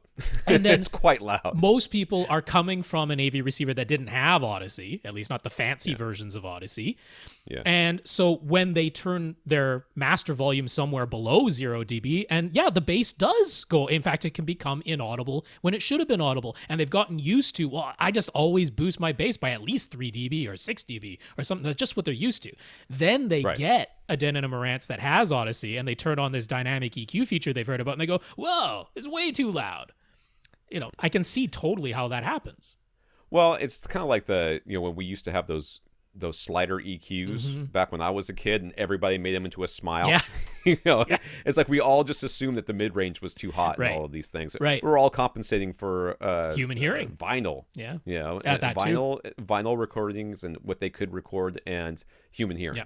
So at some point you're like, you got to question why you're doing a thing. Yeah. So I'm going to read this question, and since I'll answer my answer to it, and then I'm going to leave and go grab another cup of coffee. Sounds good. Because we're still a third of the way. We got a third of the way to go here. Chris also asked if we could explain the mid-range compensation Audyssey setting in the Audyssey Editor app, which reminds me I need to go back and adjust that because I ran it again. It's like a built-in dip around 2 kilohertz, right? Should it be turned off? I mean, there's a reason for it. I can't remember what it is anymore. I turned it off. I think that the difference between on and off was inaudible to my ears in my room. I think it's something I reran Audyssey and did not I totally forgot that I had turned that thing off. Just now, you asking that question makes me remember, oh, I should go turn it off again. It's one of those things where you're like, well, I mean, in theory, I should not want this on, so I'll turn it off. But in reality, I don't hear You don't hear it. At all. So, whatever.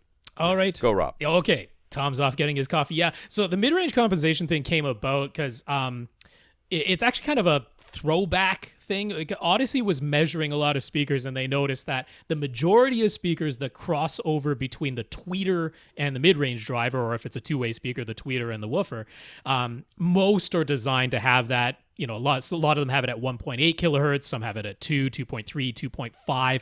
Most speakers have it right in that region.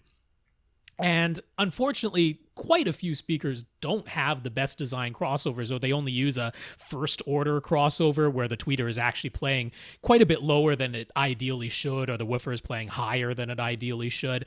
There's quite a bit of that with a lot of speakers out there, and Audyssey was like, well, we're trying to say that this is room correction, that this is speaker correction, and they can put in what is very much close to a notch filter. If you look at the way it looks in the Audyssey editor app, it looks like a more gradual dip, but it's in reality, it's closer to a notch filter, where it's like a really small range and quite a hard cut, but only at a narrow band of frequencies. And it was really to compensate for, in essence, not so great designed or built speakers. These days, there are a lot of speakers with really well-designed and implemented crossovers, and if you have a speaker like that, turning off that mid-range compensation just sends the signal on through without anything that Audyssey was doing. It's probably the way to go. It's more a matter of, if you're noticing somehow like phase problems with like you move your head and you literally hear like a bloop sound whenever the tweeter and the mid-range are playing right there in that 2 kilohertz band region. That's what that was designed to compensate for. More or less, I'd probably say turn it off these days. You always could in Audyssey Pro, and now they've just made that available to consumers in the Audyssey Editor app. Okay, Tom's not back yet, so I'm going to carry on to Dan C. Dan is looking for a fairly inexpensive projector to use with a golf simulator. He'd like both a 1080p and a 4K suggestion, although he does say it doesn't have to be true 4K, because those are still expensive. Wobble K would be just fine. Alrighty, Dan, this is just coming from me, but it probably would have come from just me anyway. My number one suggestion to you is pretty new. It's Epson's Home Cinema 3800. It is a Wobble K projector. You can find it for about $1,500 right now, $1,500. The suggested price is $1,700, so you can definitely find it for that. I don't know if that's more than you were looking to spend, but in terms of a pretty darn affordable 4K and HDR capable projector, the Epson 3800 is definitely the way to go. One thing I was considering is that with a golf simulator, I'm assuming you're standing up, which means you need a projector that can go high enough above you and shoot down at steep enough an angle that you're not going to have issues with like your own head creating a shadow, basically. So something with a lot of lens shift ability like the Epsons have. It is manual controls. It's not motorized, but at this price, you wouldn't expect that. That's my number one, but maybe that was too expensive. So if it's too expensive, I'm going to suggest BenQ in both cases. Again, I was thinking you're probably standing up, needs to go above your head or something like that. I think the BenQ, the model number is the HT2150ST, and the ST stands for short throw. This is not ultra short throw. This is not the type that sits on a little thing like, a foot in front of your screen. Not talking about that. This is a short throw projector where you can cast a 100-inch image from like, I think 5 feet away, something like that. Most projectors need to be like 8 feet away. So it's a short throw projector with some lens offset already built in. And those go for $900 is the list price. You can find it for about $800. If you don't need the short throw, there's BenQ's HT2050A. The performance is the same, but it just has a normal throw lens. That's really the only difference there. And those you can find for like $700. So those are 1080p, but nice accurate colors, bright enough. Those are the way I would go. I'm sorry. So I went out there to get coffee, and I talked to my wife briefly, and she's still working. She's working from home. I already said that, but she just said that conversation with one of our coworkers that works in a different office in a different city, and the sort of stuff he's talking about, how herd immunity and a bunch of other stuff. I'm like, oh my God, will you just stay home, please? He's not staying home. He's still going into work. He's still soldiering on. He's not worried about it. I'm like, well, maybe he isn't, but everyone he comes in contact with. I know. I mean, I'm sitting here worried to death about Lee. I told her, and she gasped. Is he going to be okay? I'm like, I don't know. He's going to be okay. I'm sure he'll be fine. But stay home. Everybody, stay home. Yes, stay home. Don't leave. Stay home. Victor has a JVC X790 and a Panasonic UB420. Lately, he has only been buying Ultra HD Blu-rays, not regular Blu-rays, and they look great. But is he wasting his money? Well, the JVC X790 can accept 4K and HDR10 signals. Its panels are natively 1080p, and HDR isn't really brighter than SDR, especially if the lamp mode is not changed from low to high. So what do we think? Is it really worth paying a bit more for Ultra HD Blu-rays with this projector? Is this the last projector you're ever going to buy? Yeah. Is this it? This is the one that you're never gonna do anything except or for this. Any chance that a flat panel in a different room could be purchased at some point. I feel you, man, because I've got a 1080p projector. I've got little motivation to change it, and now that I'm not working, even less money to do so. I still buy the Ultra HD Blu-rays when I can. Mostly for Atmos, but also the thought being someday I will have a 4K something and I will use it then. I don't anticipate there being 8K displays that are, or 8K sources discs, anytime ever. So this is about as good as it's going to get. Right. I kind of feel like if you want to be future proof right now, buy the 4K Ultra HDs. But if you don't want to, I really don't think the difference is going to be huge in just the picture sharpness as it blows up from a Blu-ray to a 4K or 8K later on. I think there will be a difference. I don't think it'll be massive, but you will be missing out on HDR and sometimes in Atmos. Yeah, and even right now, if you're purely thinking about what am I seeing with my JVC X790 that I wouldn't be able to see with a regular Blu-ray, even if HDR isn't looking brighter, even if the difference in resolution is not super noticeable, there's wide color as well. There's a wider color palette on the Ultra HD Blu-rays, and that your X790 can do the full DCI-P3 color range. Now, is that noticeable all the time? Nope, definitely not. But occasionally it is. So there's some value right now.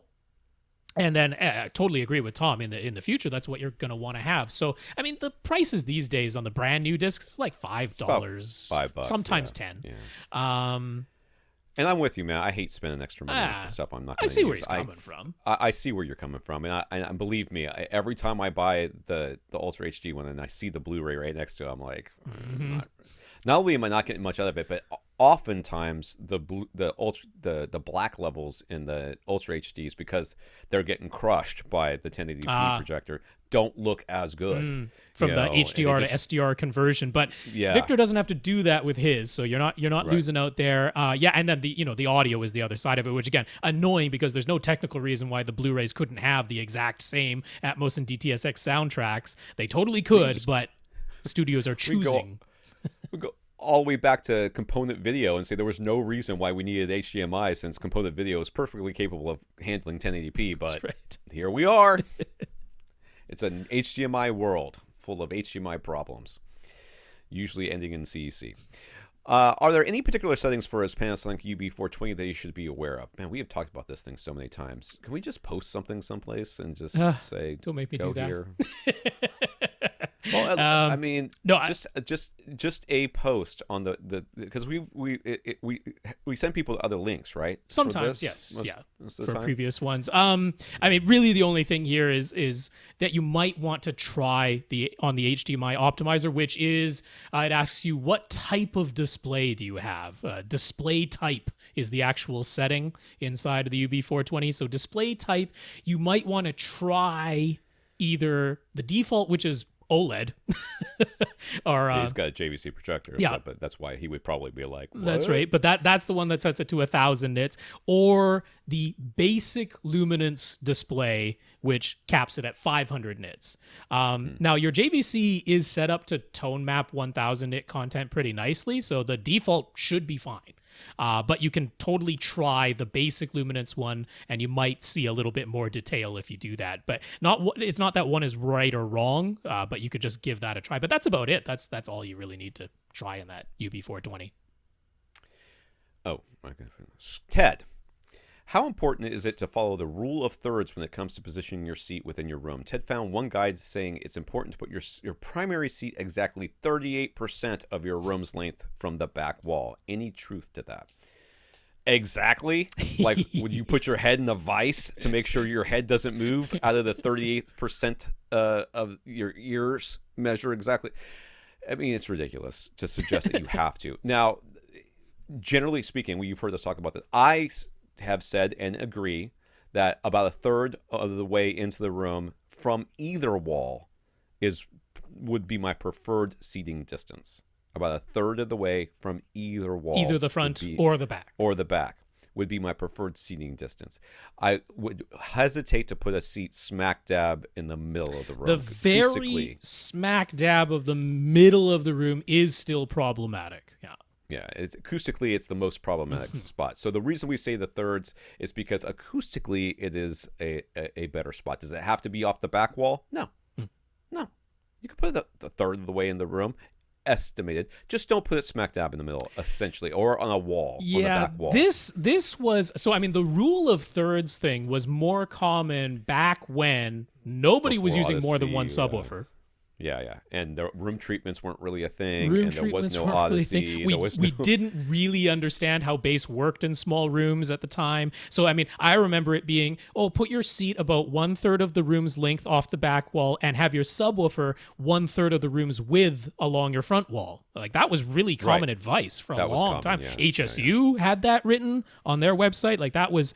or in their manuals, in fact. Like, that was really, really common. That was sort of the rule of thirds, rule of thumb thing that came about. I was in my room in Jacksonville, back before Audyssey and all this other stuff. My seats were a little, not quite a third off the back wall. They were a little bit closer to the back wall than that. And my subwoofer was a third of the way into the room from on the front left wall. Yep. So it wasn't, and that was sort of the, don't put it in the corner. Everybody said, don't put it in the corner. You can't put your sub in the corner because it'll get boomy. That was the advice, and we all gave it.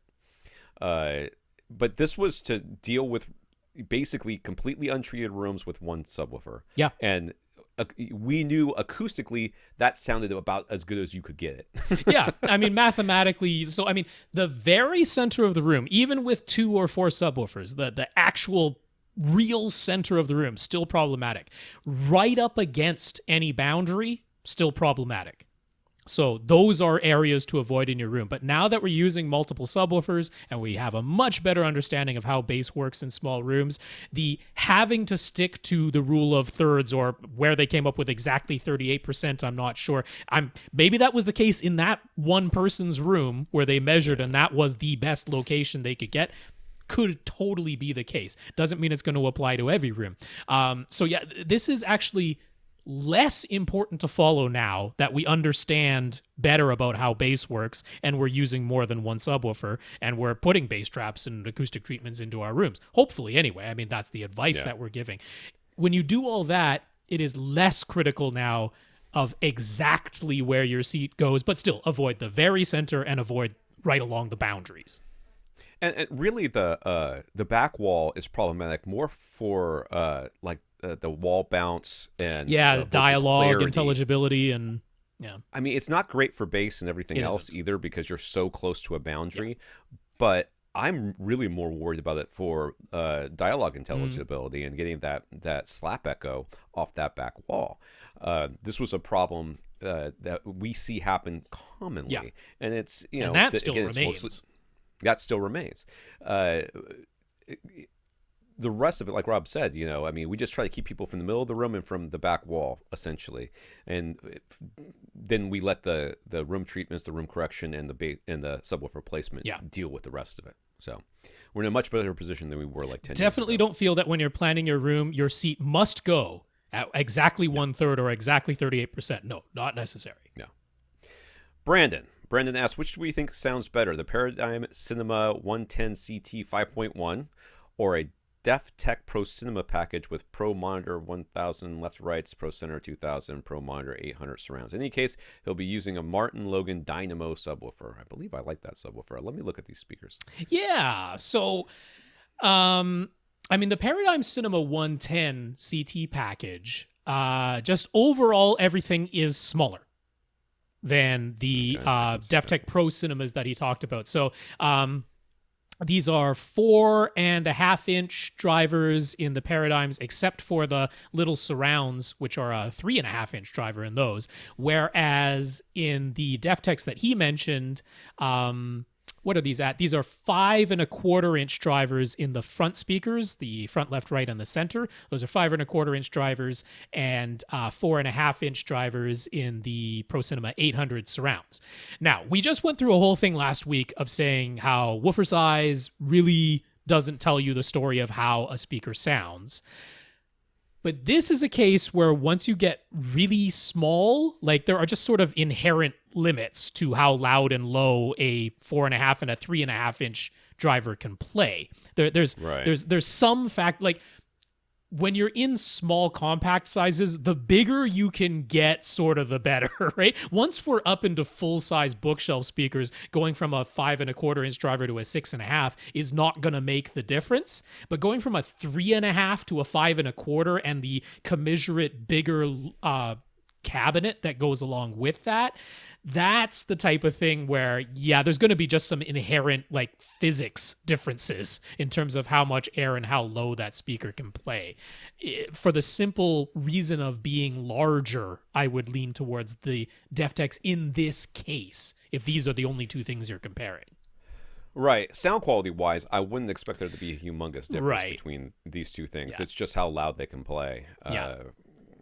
And this is a question we haven't answered in a really long time, but when we were doing home theater and box questions quite a bit, a lot of times that's all we looked at. We were looking at how big. I was physically looking at how big the speakers were, and that I would recommend the speaker package based on the size of the speaker. Yeah. The larger the speaker, and it's just like you said, it's just physics. Mm-hmm. It's just physics of how much output they can have, because loud in this case is we're not. I'm not really looking at the prices, but looking at them, I'm not so worried about, which one has the higher extension on the tweeter. No. I'm worried about which one can output enough sound for you to enjoy yourself. So, just physically measure the speakers and get the bigger ones. That's pretty much. I mean, if you can, as long as they're physically going to fit nicely, when you're talking about small compact speakers, the bigger you can go, the less you're having to fight physics with that. If you're going to have a really tiny speaker, if it's going to have fairly high output and extend fairly deeply, the excursion on that tiny little driver is going to have to be massive. It can be done. There are speakers that exist that do that. But yeah, in a case like this, if you can just go physically larger, you're better off. Yeah. Infinite Carry.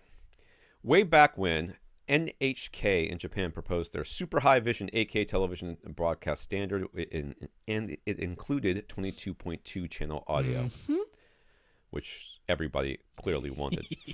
It seems as though they are still trying to make a go of implementing the standard. It was always targeted for deployment at the 2020 Olympics, but back when it was first conceived, object-based audio didn't even exist yet. So can we explain what the concept was behind 22.2 speakers? And does it make any sense now that we have Atmos and DTS? How would it compare to a good 7.1.4 setup? Is there anything from 22.2 configuration that we think makes sense and ought to be adopted to Atmos setups? I can just tell you right now that no, I don't think so. So this concept, everything before Atmos and DTS-X was channel based. It was, and this was, and actually still is. It does still exist as a 22.2 channel based proposal. So the idea here with a channel based proposal is that their sound engineer sits in a room and says, I want sound to come from this area, so I'll pick these speakers and I'll put the sounds in these speakers. Now, if you don't have those speakers, then your other speakers have to do what they can do, or that sound doesn't get played, which is usually not the case. But or more likely, if your speakers are not perfectly positioned exactly the way they were in this for the sound designer or sound engineer, then you get something that doesn't sound exactly the way that it's supposed to do. What we can do now is now the audio engineer says, I want the sound to come from here. And therefore, the metadata says this is the coordinates, the XYZ coordinates of the sound. And then your DTS:X or your Dolby Atmos processor says, okay, in this theater, in this space, I've got speakers in these locations. This is how I can vary the phase and the sound between these different speakers in order to make it appear to come from this location. That's right. So do we think that this makes sense and not to be adapted into Atmos? No. I mean, Atmos already can do all this without having the channels. No one's going to have 22.2 channels. That's not a thing that's going to be a thing. That is a lot of speakers in a very restrictive setup to do the whole thing. The concept of where it came from was all based on angles. That's how they arrived at this number of speakers and where they're positioned. They were basing it all on angles and our ability to pinpoint exactly where a sound is coming from in three-dimensional space, is based on human hearing, what the separation of angles needs to be. So you'll notice there are far more speakers bunched up at the front of this setup if you're looking at the little diagram I'm showing ridiculous. On YouTube. Yeah.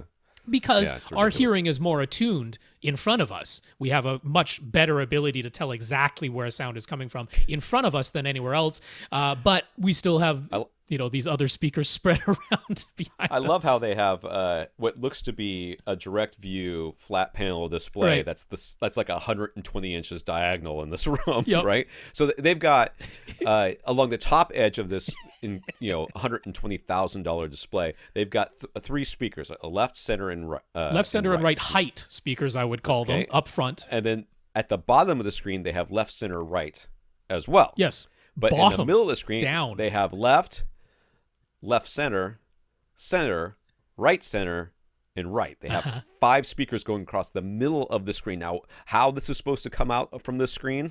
Because they're smack dab in the middle. Then you've got left, looks like a front. Okay, well, you've got left and right surround, and then left and right height surrounds, and a voice of God directly overhead. Right. And in the back, you've got 3 across the back at the top and 3 at ear level. Yes. So left, center, right. So you had a floor level, you had an ear level of speakers, which was 9 speakers around the ear level, or no, 10 because they have a center back. So you got 10 around ear level. Then you've got height level. So this is kind of similar to the Oro 3D approach, including the voice of God. But then they have both the subwoofers up front. Both the subwoofers up front and stereo subwoofers. It was a true 22.2 channels. Yeah. So it was stereo bass, supposedly, because back when this was being proposed, we still didn't understand any of this stuff. And then they have these bottom speakers. Now, maybe bottom speakers is about the only thing that could potentially be added to what we have right now. Speakers that are actually below your screen. I don't know how necessary or useful that would be. That's not. I mean, that's unnecessary. Our speakers are already, basically, within a couple of feet of the ground, anyways. What is having a speaker slightly lower than that going to do? It's just ridiculous. Yeah. All right. Gary was reading a speaker review in which a reviewer spent some time talking about transients. In particular, the reviewer was talking about the leading edge of notes being accented, which made the music sound more alive. These people get paid to write words, right? Subjective, flowery words. Gary thinks he has actually heard this sort of a accenting of the leading edge in certain circumstances, but he didn't like it. Gary describes it sounding like, I'm the guitar player, listen to me, then now here are the drums, listen to these. So are transients meant to draw attention to themselves? Should music sound more alive, like the reviewer said, or is that just distracting as Gary found it? It sounds like, first of all, this is not a term that you can define. Right. This is this particular reviewer's description and subjective experience. And not only is it that subjective experience, but he's using words that don't have a generally accepted definition when it comes to reviewing. I mean, transients but transients but that's not what he's talking about. Right. I don't really know. I don't think he's talking about, well, in the sense of a transition from no sound to some sound, that is by definition a transient. But the type of sound that both you, Gary, and this reviewer are talking about is not typically about how accurate and fast is the transient response. When you have this sort of, I notice it more, or it's a little bit biting, or a leading edge of a note, you know what that is? That's distortion. Yeah. Distortion is what makes that stand out. When the tweeter suddenly goes from not moving to moving loudly and quickly, and you actually get a little bit of distortion in there, that's what makes it go, that's what gives you that bite, that sudden hard hit to the ears that you're finding distracting and they're saying sounds more alive. Now, you go to a not fantastically well set up rock concert, which is a lot of them. I was going to say. And the speakers in that stadium or in that amphitheater are distorting. They're distorting real bad. And that's why the bass drones on forever. And when somebody plucks a high note on their guitar, it pierces your ears. I mean, not only because the decibel level is insanely high, but also because the speakers are distorting at that insanely high decibel level. And you get this horrible, harsh crack, snap, horrible sound, which can sound more like real life because that's the way horrible rock concert sounds, or, as you say, can sound distracting. None of that is the transient response. Right. Transient response is all about how fast can you get back to quiet, basically. Well, and also, I mean, impulse response to the next note or whatever, is almost like, I've never really seen a speaker with terrible impulse response. You know, the beginning of the note, that's not usually the problem with transient. No. Almost always where you hear poor transient response is that the speaker doesn't stop when it should. It keeps moving. Yeah, so this is just a terminology thing that doesn't make any sense, really, and it's fine. And it also shows, too, that we're making Rob is making assumptions about what this person actually heard. He's assuming it's distortion, and is making the connection between what you heard and what this person heard. Yeah. But it could be completely different. This person could be just describing something that you might describe as harshness, or I might describe as accurate, or somebody else might describe as chocolatey. It doesn't. Right. It's immaterial. This person gets paid to write reviews, and that's fine. And if you find the reviews interesting, that's great. Read their reviews. If you find them accurate, read more of their reviews, but don't just read their reviews. Hey, if you read my review of something and you think I'm wrong, I'm very well maybe wrong. That's perfectly fine. I just talked about those headphones today. You may listen to them and say, these are the most accurate headphones I've ever heard. That's great. Go along with your life and love it. You may find that I'm the only reviewer that said anything bad about these headphones, in which case you should find my review to be insuspect. I absolutely agree with that. So we can't, there is no common terminology for this. There is no way of really looking at, and I've said this before with reviews of speakers, there's no way of looking at multiple reviews and saying, and comparing and contrasting them like a meta-analysis. It doesn't work that way. That each room is different. So if you find a reviewer who generally agrees with your opinion of things, look at how they describe their room, look at how they have things set up, look at their room treatments, look at the equipment that they use, and how they set things up. You may find that the reason that you agree with them more often is not because they're such a great reviewer. It's because your room and their room is similar. Right. But it is great to ask because the misattribution of so many things in audio is one of the things that, I think is worth questioning. And it's one of the things I love explaining, because so often I'll see people saying, well, here's the reason why such and such a thing sounded such and such a way. I'm like, nah, that's not why that's happening. What you're hearing, yes, I'll agree. What you're hearing, I don't question. But the reason why it's happening, people who would say, well, the reason this sounded like this is because you changed your preamplifier. And I'm like, odds of that are real low, but that's out there, So I love having that type of question because it gives us a chance to clarify what is actually causing these types of things. Anthony on Twitter. On Anthony's LG TV, it's an LCD, not an OLED. If he goes into the expert options and the white balance settings, he has a choice between the 2-point method or a 20-point method. And if he selects the 20-point method, there's a setting called Target Luminance, which looks like a way of changing how many nits the TV will output. What is this setting all about, and should he try changing it? I mean, you can change it. But... Oh, I would not recommend doing so, though. I really wouldn't. Yeah, the 20-point white balance or 20-point grayscale is not a thing you should ever touch. Almost full stop. Professional calibrator, maybe, but definitely not unless you have an accurate colorimeter and software like, Calman, SpectraCal's Calman or something like that. Right. This is not something you can adjust by eye at all. Like, not even. Oh, is that what this is? Oh, well, let me look at this. Oh, it's the IRE. Not even close. Yeah. So even most professional reviewers will only rely on the 2-point method, because TVs today, good TVs like ones that LG and Samsung and Sony and the rest are making, they're remarkably close to accurate out of the box, and it isn't necessary to dig into the 20-point method, or sometimes it's a 22-point method or whatever, of really fine-tuning the grayscale. Now, why do those exist, right? Now, they used to exist in the service menus that consumers couldn't even get at. Only repair shops and professional calibrators with a code could even access these things. But groups like the ISF made efforts. They tried to get manufacturers to at least include these controls somewhere and then make them as accessible and easy to get at as possible. And they've largely succeeded. A lot of companies have done that now. But now consumers see these things and they're like, well, what should I do with this? Do I adjust it by eye? Do I need a test pattern? In this case, you need more than that. You need software and a meter. Now, what is that actually doing? All right, now, these 20 points will go along the...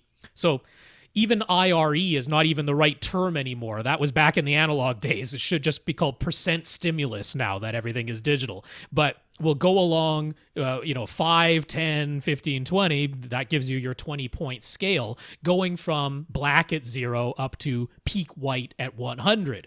So this 100 IRE signal, that, as you change, is just going down the grayscale in 5% steps. But the Target Luminance says, well, when I get a full peak white, what should the target luminance be? What are we aiming for? And then you can see right below that there's this adjusting luminance, which is like the offset from the target luminance. But you can change both of those things. And why on earth would you ever do such a thing? Well, if you are mastering content, right? And really, this is the only time this comes into play. If you are mastering content and you have a certain display and you have measured that, and that is your prime display on which everything, you're authoring everything to that, and then you have some other displays in your arsenal that other people are working on, and they all have to be exactly the same. And some of them aren't exactly the same monitor as that prime display. Well, then you might want to change the target luminance of some of those other ones to perfectly match your prime display, because it measured whatever it is. It measured at 127. Well, now everything else has to target exactly 127, and then you might have to adjust beyond that to actually hit that versus what the target was. This is not something any consumer is ever going to need to do, but it exists. It's so funny. I mean, when HGTVs and the stuff first came out, in order to get some of these settings, you would have to go into service menus, and they were completely opaque. That's right. And if you made a change in there and you didn't figure out how to change it back, you could literally brick your TV. You could. I mean, you could have the TV be so out of color and so, and you would never be able to adjust it back again you didn't know where it was. So they finally got these settings in a place that we could get to them just in time for TVs to come to your house. Basically, color accurate without actually needing it, not for consumer purposes. Yeah, right. No, I mean this is professional level stuff that is now accessible by any consumer. Lord knows I don't blame you for being confused and be like, what? It's here. Should I adjust it? I've heard about things being higher than 100 nits. Is that what I should do? Like, honestly, this isn't for any of us. Yeah, I wouldn't touch it. Nope. No, don't touch it, dude. Yeah. Clara Clara says, what do we think is going to happen with TV prices and just home theater gear prices in general this year? Does the global pandemic lead to such a drop in demand that prices actually go down? Or do all the major disruptions mean supply runs short and prices go up? Dude or dudette, your guess is as good as ours. I don't know if people... I mean, the economy, the worldwide economy is going to suffer. No matter what, across the board. That's unquestionable. Does that mean lower? Does that mean lower prices? Maybe for some things, but other things, I think prices are going to go up because they're going to stop making as many of them because they don't have the ability to, or the demand to. All we can do is try to, when we can, as needed, don't hoard essentially anything, including money. Don't hoard stuff, and say, oh, I was going to buy these speakers, but now I'm not going to buy them because I don't know what tomorrow is going to be like. Yeah. Well, if you continue to do that, then the economy is just going to be worse and worse and worse. I mean, early on, when this was mostly only showing up in China, and they were the ones being impacted, and this whole district where a lot of manufacturing was going on, that's what was largely impacted at the very beginning. And the worry was, supply, parts and raw materials and that coming out of China, that might get restricted. It might be difficult or delayed to manufacture products. And that was the worry early on, which made everyone suspect that prices might go up just because availability of raw materials and parts was going to go down. But now, Asia's in general, the Asian countries have done a better job of testing more people and getting a better handle on this. And now it's Europe and North America that's looking like, ours might either drag on longer than it did in Asia or just have worse overall outcomes. And the supply and raw materials coming out of Asia is not restricted so much anymore at this point. But then there could be a second wave, or we could find some very effective treatments. A vaccine is years away. I think saying a year to 18 months is really, really optimistic with a coronavirus that mutates 70 times a month. But putting that aside, we might have very effective treatments, and that might make all of this much less of a concern earlier.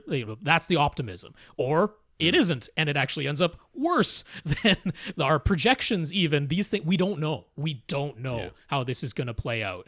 So, honestly, I'm just watching, is as good as mine. all these businesses that are local businesses, family-run businesses. There's the place where I get worms for my for Daisy, the lizard, and it's one of the last places I shopped at. Before I basically sheltered in place, because I needed some worms for her, and I didn't touch anything, and I wiped my hands and everything else. But that guy, this was like almost 2 weeks ago now, and was it last week? It might have been last week. He's like, I don't know how I'm going to make it through this. Yeah. This was his high season. All right. Because end of the school year, and usually he's got tons of orders for online for stuff like that. Beginning of spring. Almost nothing. He doesn't have enough employees on the books because it's all family run to be considered for one of these continuation loans or the loans that are floating around out there, and he doesn't know how he's going to make it. And there's a lot of businesses out there that are like that. So if my wife and I are like considering just like going to local businesses and buying food or buying getting stuff, and maybe not even using it until we wipe it all down and or whatever, but just to try to put a little bit of money back into the economy. I mean, it's all we can do. So we don't know what's going to happen. And there is going to be an effect. I don't know what it's going to be. I hope this all goes quickly, but I don't know. I mean, as we're recording this towards the end of March here, the big electronics companies, they've announced products and prices as normal. Microsoft and Sony are still acting. PlayStation 5 and Xbox Series X are going to come out as they plan. LG announced all the prices on all their new OLED models, and they're all completely normal prices that everyone was anticipating. Same with Samsung, their whole lineup. Same with Sony, their whole lineup. Everything has been announced as normal so far, but how it will actually play out throughout this year, there's so many unknowns. That's all we got. Yeah. Mark is writing to us on behalf of his brother Mick. And yes, his parents went for all M names. There are 5 brothers, including Mark and Mick, and all of their names start with M. Yep. So that's There's the thing. That none of do. those brothers have ever been called a different name by their parents. Never been mixed up even once. No, I mix up the dog with my kids all the time. Right. Mick is in the process of building a new house. It's already being framed, and the architecture is set. No changing any of that now. The room for the theater is actually 2 stories. Total dimensions for the room are 19 feet wide, 26 feet long, and 19 feet high, about 9,000 cubic feet, but it is enclosed. It's an enclosed 26 by 19 by 19? That's right. This is a room, moly. but it's 2 stories in one room. All right, as you enter through the doors, you'd be in the rear left corner up on the 2nd story. Going down the left wall are the stairs, so you're facing the screen as you walk down the stairs. To the right of the stairs, there'll be 3 rows of 3 seats each. All of the gear will go under the stairs. Mm-hmm. The upstairs portion is a balcony with a wet bar and a banister overlooking the theater. Below, the very back row, the 3rd row of seats will be under this balcony. The bottom of the balcony is 10 feet from the floor. So it's 10 foot high underneath there. Yep. So this actually kind of feels like an actual theater. Yeah. Weird. You know, the old theaters that had balconies. This place has a balcony. And the rightmost seats would be up against the wall, it looks like. In the current plan, yeah. I might have a thing to say about that. Yeah. So Mark was thinking this should be a 5.2.4 setup with 2 pairs of side surround speakers, the focus being on the 1st and 2nd rows, with the 3rd row being a bit of an afterthought. Mick had in-wall speakers in mind, but that is not set in stone. But what do we think would be best in here? And if there were going to be 4 overhead speakers, do they go way up on the 19-foot tall ceiling, or could they go on the underside of the balcony for the rear heights? Yeah. So, yeah. Okay, first of all, I agree with your 5-point plan. I think 7-point, especially when the back row is going to be there, doesn't make a ton of sense to me. I mean, if you care about that 3rd row of seats at all, they would be, well, I mean, you'd probably want to have your surround backs, if you were to have them, up fairly high. Otherwise, anybody sitting in that actual 3rd row would be getting absolutely blasted by surround back speakers. Right. Especially because they have to come all the way to the front of the room for the front row of seats. I mean, as always, I'm friendlier towards surround back speakers just in general than Tom tends to be. I certainly, if both you and your brother are thinking, I'd rather go 5 channels as far as the floor level speakers, like, I'm not going to warn you away from that. I do think that makes sense. If you were going to do 7 channels around the floor level and have surround backs, yeah, they'd have to be up higher, at which point you start to impact what you might do with your overhead speakers, because you wouldn't want to have surround backs up high and then rear heights 1 foot above them. That wouldn't make any sense. So those are the considerations there. I think your notion of 2 pairs of side surrounds does make a lot of sense. If you had side surrounds for the back row, they'd be like where the door for under the stairs goes. It doesn't make sense. So overall, I think the 5 and having 2 sets of side surround speakers, I like it. What about the overheads? What are we going to do there? Well, I mean, if you ignore the back row of seats, you could put them basically above. Well, I would. How far back does this thing go? Where's the other picture? I think having a pair of in-ceiling speakers that are actually in the balcony, because I mean that's still 10 feet up, so it's not like it's not like they're that's still higher than a normal ceiling. If you had like essentially top rear speakers that are, let's say, a little bit behind your 2nd row and actually in front of that 3rd back row. That 3rd back row is not getting the prime experience, all right? We're all in agreement here with what's going on there. But that's way, the redheaded stepchild. Even if you had surround back speakers that were up fairly high on that back wall so that they're not blasting the ears off of that 3rd row, if you had top rears that are in front of the 3rd row, just a little bit behind the 2nd row, that would be in the balcony, but I think that makes sense. And then the front row, I'm like, yeah, you could either have top fronts that are 19 feet above you. I mean, in a full-size movie theater, that's nothing. Yeah. Or you could do front heights. You could have them up on the front wall and firing forward and down towards everybody. The problem, I mean, it's so far away that I end up wanting to steer you towards something like Klipsch or HSU. That they're thinking the same things, or at least Mark is. Yeah. So I'm okay with this. I mean, if it were my space, I feel like Atmos, it would be kind of a little bit wasted. But if you're gonna do it, this is the only way I would suggest doing it. I certainly don't think that all of the overhead speakers have to be in the 19-foot high ceiling, meaning that really only the front row would be getting them. Because the second row, their heads, at least the way things are planned now, their heads are like just under the balcony. I mean, you could look at that. If you could look at the front heights, or the top fronts or whatever it is, what that angle is, you could put like prime elevation type speakers, and think of angled speakers there. You know, and that way you would be getting that, and it wouldn't be quite so far away, and you also wouldn't be blasting them into the, right above the balcony, or because they'd have to be turned up pretty high to just get your level matching. So I like putting them on the front wall versus having them in the 19-foot ceiling. So front heights that are angled down, so they're going to hit the whole seating area, and then your top rears are above you. They're on the underside of the balcony, but the underside of the balcony is 10 feet up, so that's all right. So despite the large size of the room, Mick was hoping to keep the price of each individual speaker around $250. He was looking at Polk and walls, but Mark suggested Klipsch to him and said, anything else we would recommend more highly? Yeah, dude, you're going to need horn loaded. Yep.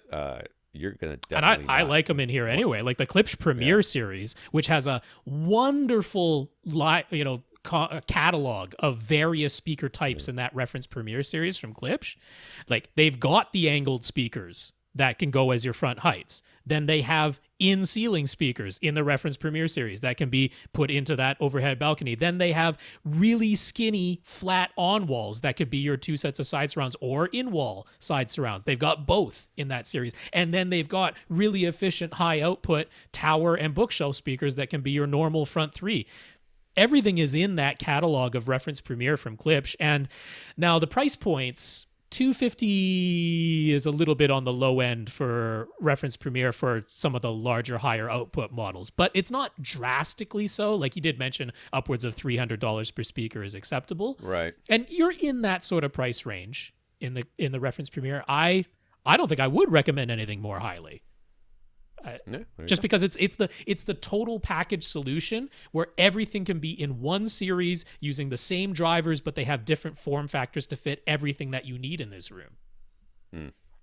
So what does he need for subwoofers? Mick is open to cylinder subs after Mark showed him the PC2000s, but Mick is definitely thinking both would go on the front wall, as the third row of seats and access to the gear under the stairs leave no real room at the back. But could putting a sub up on the balcony actually work? What do we suggest? Yeah, so if he can't put it in the back right corner because of where the seats are right now. Now, Rob and I are both going to agree that those seats need to come off that wall anyways. Yeah. So, and this is just a sketch diagram. So he's got like 3 individual seats, 2 armrests each seat with some space between each seat in the sketch.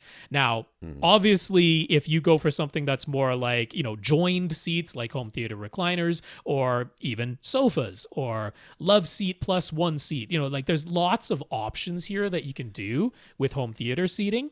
And I'm looking at this and going, okay, for the front row and the second row, I would prefer in this room to have them like maybe quite close to the stairs on the left, but then your walkway is on the right-hand side so that they're not pushed up against the right-hand wall. The third row, back row, I don't know what's really going to happen back there, because you do still want to have this access to the area under the stairs. So you can't press it right up against. Although, could the access to the under the stairs be in the gap between the third and second row? Could that door just be moved? Well, he said the framing was already done, and that's true. Not going to change. That's true. So I'm going to guess no on that one. So I like putting the subwoofer in the back left in front of the door. In front of the access door. Okay. Yeah. And the right subwoofer mirrored on the other side. Like the front wall. Yeah, on the right wall. But up that much, a door's width. Now, this is not perfectly rectangular, perfectly mirrored, because the room is, there's stairs to the left of that, but it's pretty freaking close. Pretty darn close, yeah, because of course the stairs are not the entire way up, because they're stairs. No, I mean, what about his idea of if there's room up on that balcony somewhere? But there's not. I know. It's all. There's no room up there. It's all filled in already, kind of. He's got a sink up there. He's got a refrigerator. He's got a bunch of stuff up there. Where are you going to put it up there? You can't put it up there. Yeah, I mean, the only other thing, like, could we actually conceive of a side-to-side placement where we actually like build a cubby into the area under the stairs, and a subwoofer's firing out sideways that way? But then I don't know where it goes. How do you feel about putting them on the ceiling? Like building a nice heavy shelf, putting them in the front right corner to back left corner, or vice versa. Who really cares? Infinite baffle subwoofers that vent up into your attic? You don't even have to do that. Just build a shelf. Put the things way up high near the ceiling, and that's it. Wow. I mean, it could be done. It would work. It would work. I mean, is having them both at the front of the room the end of the world? Is that the end of the world, Tom? Not the end of the world. It's not the end of the world. This is a big space. You do have... Hey, you tell him this. You show him Rob's 12-step guide for how to get subs to equalize when they're not properly placed, and say, you can do all this, and you'll need to buy this gear to do it with. Or you could just put them where they're supposed to be and not have to do all this. Now, I would have you, if you're sticking with cylinders, I would have you get in the 4,000s if you can at all afford it. I know that's a big step up in price, but for 9,000 cubic feet. Yeah. 2,000s aren't going to cut it. You should also be thinking about power sound audio and some of the ones that are higher output. Now, you're not going to get cylinders from any of them, so that's why that's a factor there. But big old boxes. Yeah. I mean, PC 2000 Pros turned up literally as high as they go. Not going to hit full reference volume in this volume of air, but they're not going to be awful by any stretch. So if that's absolutely the max that can be spent here, I am not against it entirely. But that same amount of money, if you can go to a box form factor, can get you, HSU's highest output model or something from Power Sound Audio, we do have to consider those as options. But then it's going to the box format. But then if they are going to both end up at the front of the room, box format probably works just fine. So ideally we're going to still try and have them front of the room, back of the room if at all possible. But if not the absolute end of the world. There's things we can do here. So Mark suggested the Epson 5050 UB as, again, price and value are considerations. They were thinking that rather than using a ceiling mount below the balcony, could a shelf go on the front edge of the balcony? It's 17 feet from the front wall to the front edge of the balcony, so the lens would end up being about 15 feet from the front wall. As long as the throw distance is right, sure. That's right, yeah. So I went to Projector Central and used their projection calculator. I mean, it just in a concept sense, I like that idea. You have this sort of shelf that extends off the front edge of the balcony, and that's where your projector lives, and there's plenty of lens shift and everything to make that work in the Epson. At that distance from lens to screen, you would not be able to do a 150-inch screen, which is as large as I would ever have a 50-50 Go. But you certainly could do a 135. That's well within the range. I think you get up to about 145 is like the maximum with that distance from lens to screen. So as long as you're going to go smaller than, let's be safe and say 140 inches diagonal, then I'm good with that idea. I like it, in fact.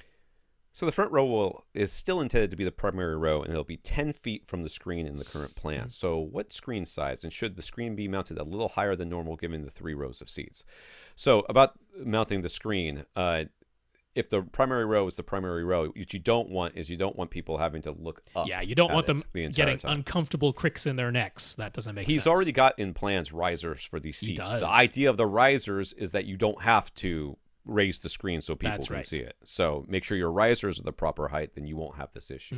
That being said, 10 feet, I'm thinking 120 is kind of a is kind of a low estimate is what I would I mean, as for. far as the experience of what the front row only gets, 120 would be real nice. But as soon as you get to the back row, and I mean, the third row, let's almost not even care about what they're getting. But the back row experience of 120, and I'm going to assume they're going to be 16 to 17 feet now, right, eyes to screen for the second row.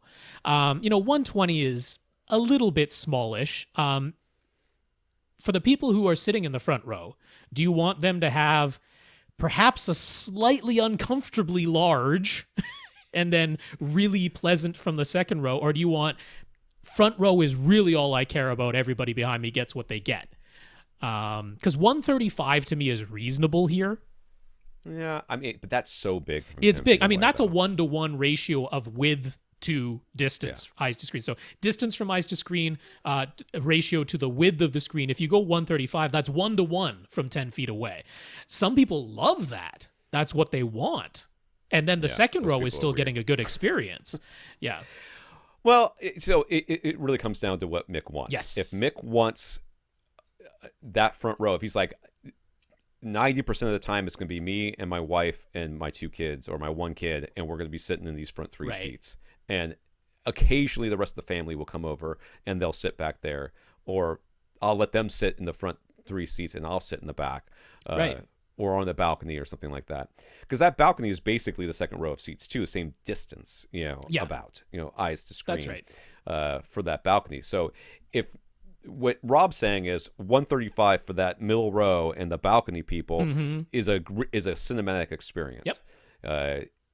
But if that's almost never the case, and it's almost always just you guys in the front row, well then 120 makes more sense. Yeah. Makes more sense. Normally we would tell you to go to a movie theater and whatever, but they're all close, so you can't. So the room will be carpeted, and Mick is open to having acoustic treatment. Should they still go for the typical side wall and back wall treatments, or does the extra tall height of this room require a different approach? And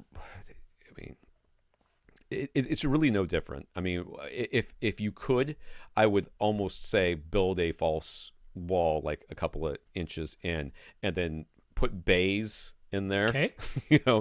Just like 2 foot wide bays, and have every other one filled with acoustic rockwool, and then just cover the whole thing with fabric, and then you can tear the whole thing down afterwards. Just a little bit of framing, basically, because this is going to be it's a large space with a lot of places for reflections, and things are going to be bouncing around, especially in the weird little balcony and alcove and stuff like that. Right. They got a lot of little angles in there where sound's going to bounce off of. I mean, you still want to treat those first reflection points. Yeah, I mean, the spot treatment parts of it were for specific reflections, your side wall and your back wall. That remains the same. In a setup like this, where you're going pretty to the nines, you're trying to do value and everything, but you're going pretty to the nines here. I would have most of the front wall treated. Even going all the way up to this 19-foot ceiling, right. if that's like Tom says, if you can actually just put in some framing and cover all of that, and then put fabric over the whole darn thing, if that whole front wall is 2-inch or more thick absorption, so much the better. But ultimately, other than the spot treatment for the specific reflections on the side and the back, it's the same rule of thumb. You still want about 30% of the total surface area in here to be absorptive in some way. Now, because you have such huge side, front, and back walls, 19 feet tall in all cases, that percentage of the surface area is larger than a normal room. But that's still what you're going after. That doesn't change. Yeah. So Mark was thinking of a Denon X4500H, Panasonic UB420, and the Apple TV 4K. Any other important gear that should be considered? Normally in a room this size, I would be worried a little bit about amplification because of how far away you're going to be sitting from the seats in some cases. But if you go with clips, like we suggested, then the X4500H should be fine. Yes. You're not going with more speakers than you really can power, so that's fine. Yeah. You can wire. So how would you wire the side surrounds if he goes with? Series. Is he only going to go with 2? Yeah. Or is he we're only going to go with 2 side surrounds. Okay. Yeah. So 2, he would wire those in series. I was thinking he was going to go with 3, and then you could wire one parallel, the third one in series. We're just going 2 side surrounds. So that's easy. Wire them up in series. 4500 can still power those just fine. I mean, I don't know. This is all the gear you need to watch movies and stream content. Well, so, battery backup is the thing that wasn't mentioned there. Right. Definitely have this all on battery backup. I would have you in a case like this go for the even bigger battery backups that APC offers, like the J15. Rather than the J35 that I almost always recommend. Get the bigger, beefier boy. Even though the number is lower, it's because the model came out earlier. Go and spring for the J15. That's what I would say there for battery backup. Harmony, I'm assuming, is going to be used in here. Yeah, definitely. But yeah, make sure that wherever you're going to put that projector, that its power is going back to where the battery backup is going to be. So if that means running with regular Romex, you're going to install a male inlet that's down close to where your battery backup is, and that male inlet is just going to run with regular Romex to a normal female outlet close to your projector. So you've basically created an in-wall extension cord properly with Romex and a male inlet. But yeah, the rest looks great. Yeah. Francis on Facebook. Francis got a Panasonic UB820. He says that it's always outputting Dolby Vision no matter what, unless he manually turns Dolby Vision off in the settings. Isn't it supposed to switch automatically? Yeah, it is.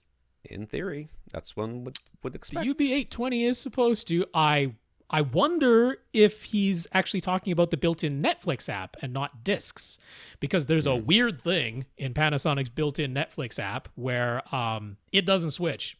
If you've turned on HDR of any format, it's always HDR. And it's just the Netflix app. And I don't know why. And there are a gazillion other devices that can show you Netflix. So don't use a Panasonic Ultra HD Blu-ray player for Netflix. There's also a SDR to HDR conversion setting that does exist in that player. And strangely, by default, it's on. And I highly suspect that is the culprit. I have no idea why by default it is turned on, but it is. It's under the advanced settings within the HDMI section. So definitely turn off the SDR to HDR conversion. I think that's probably the culprit here. Yeah, because it should. If you're talking about discs, it should definitely switch between whatever HDR format is on the disc. The UB820 can play it. Lastly, he asks, what software can he used to back up 3D Blu-rays to his NAS, his network accessible storage. Sure. And can Plex play them back?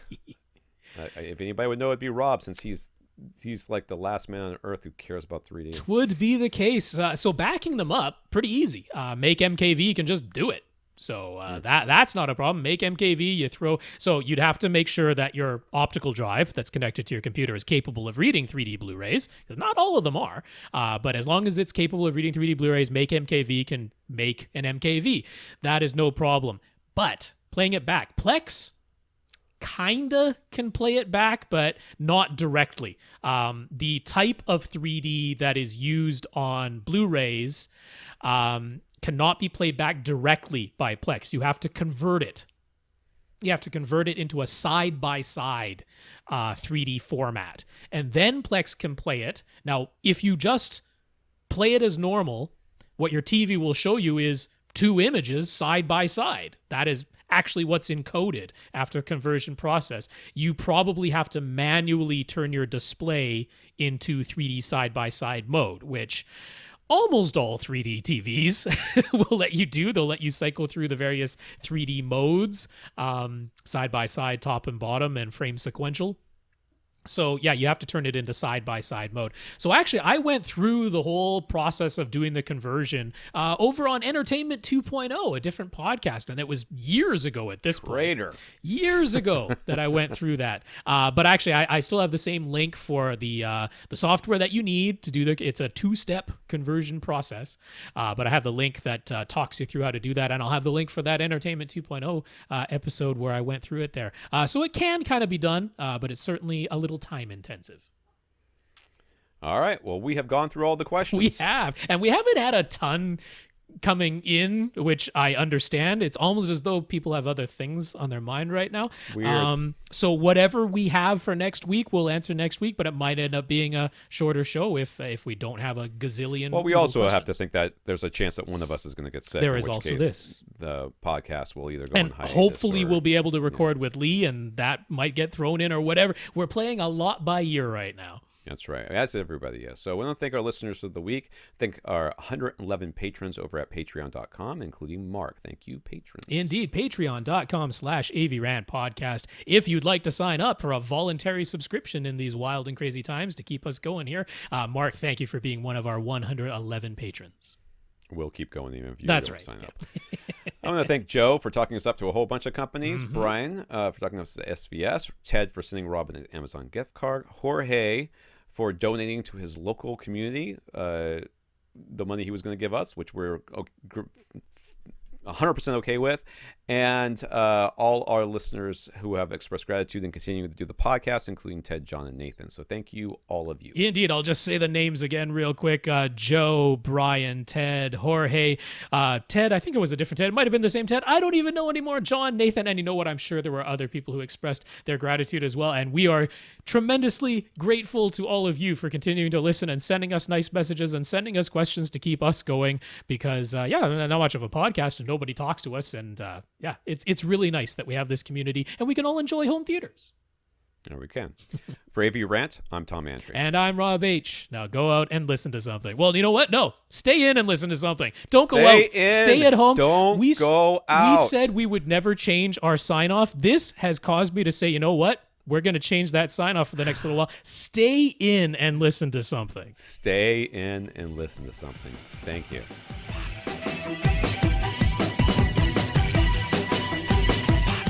Want your question answered? Send it to question@avrant.com.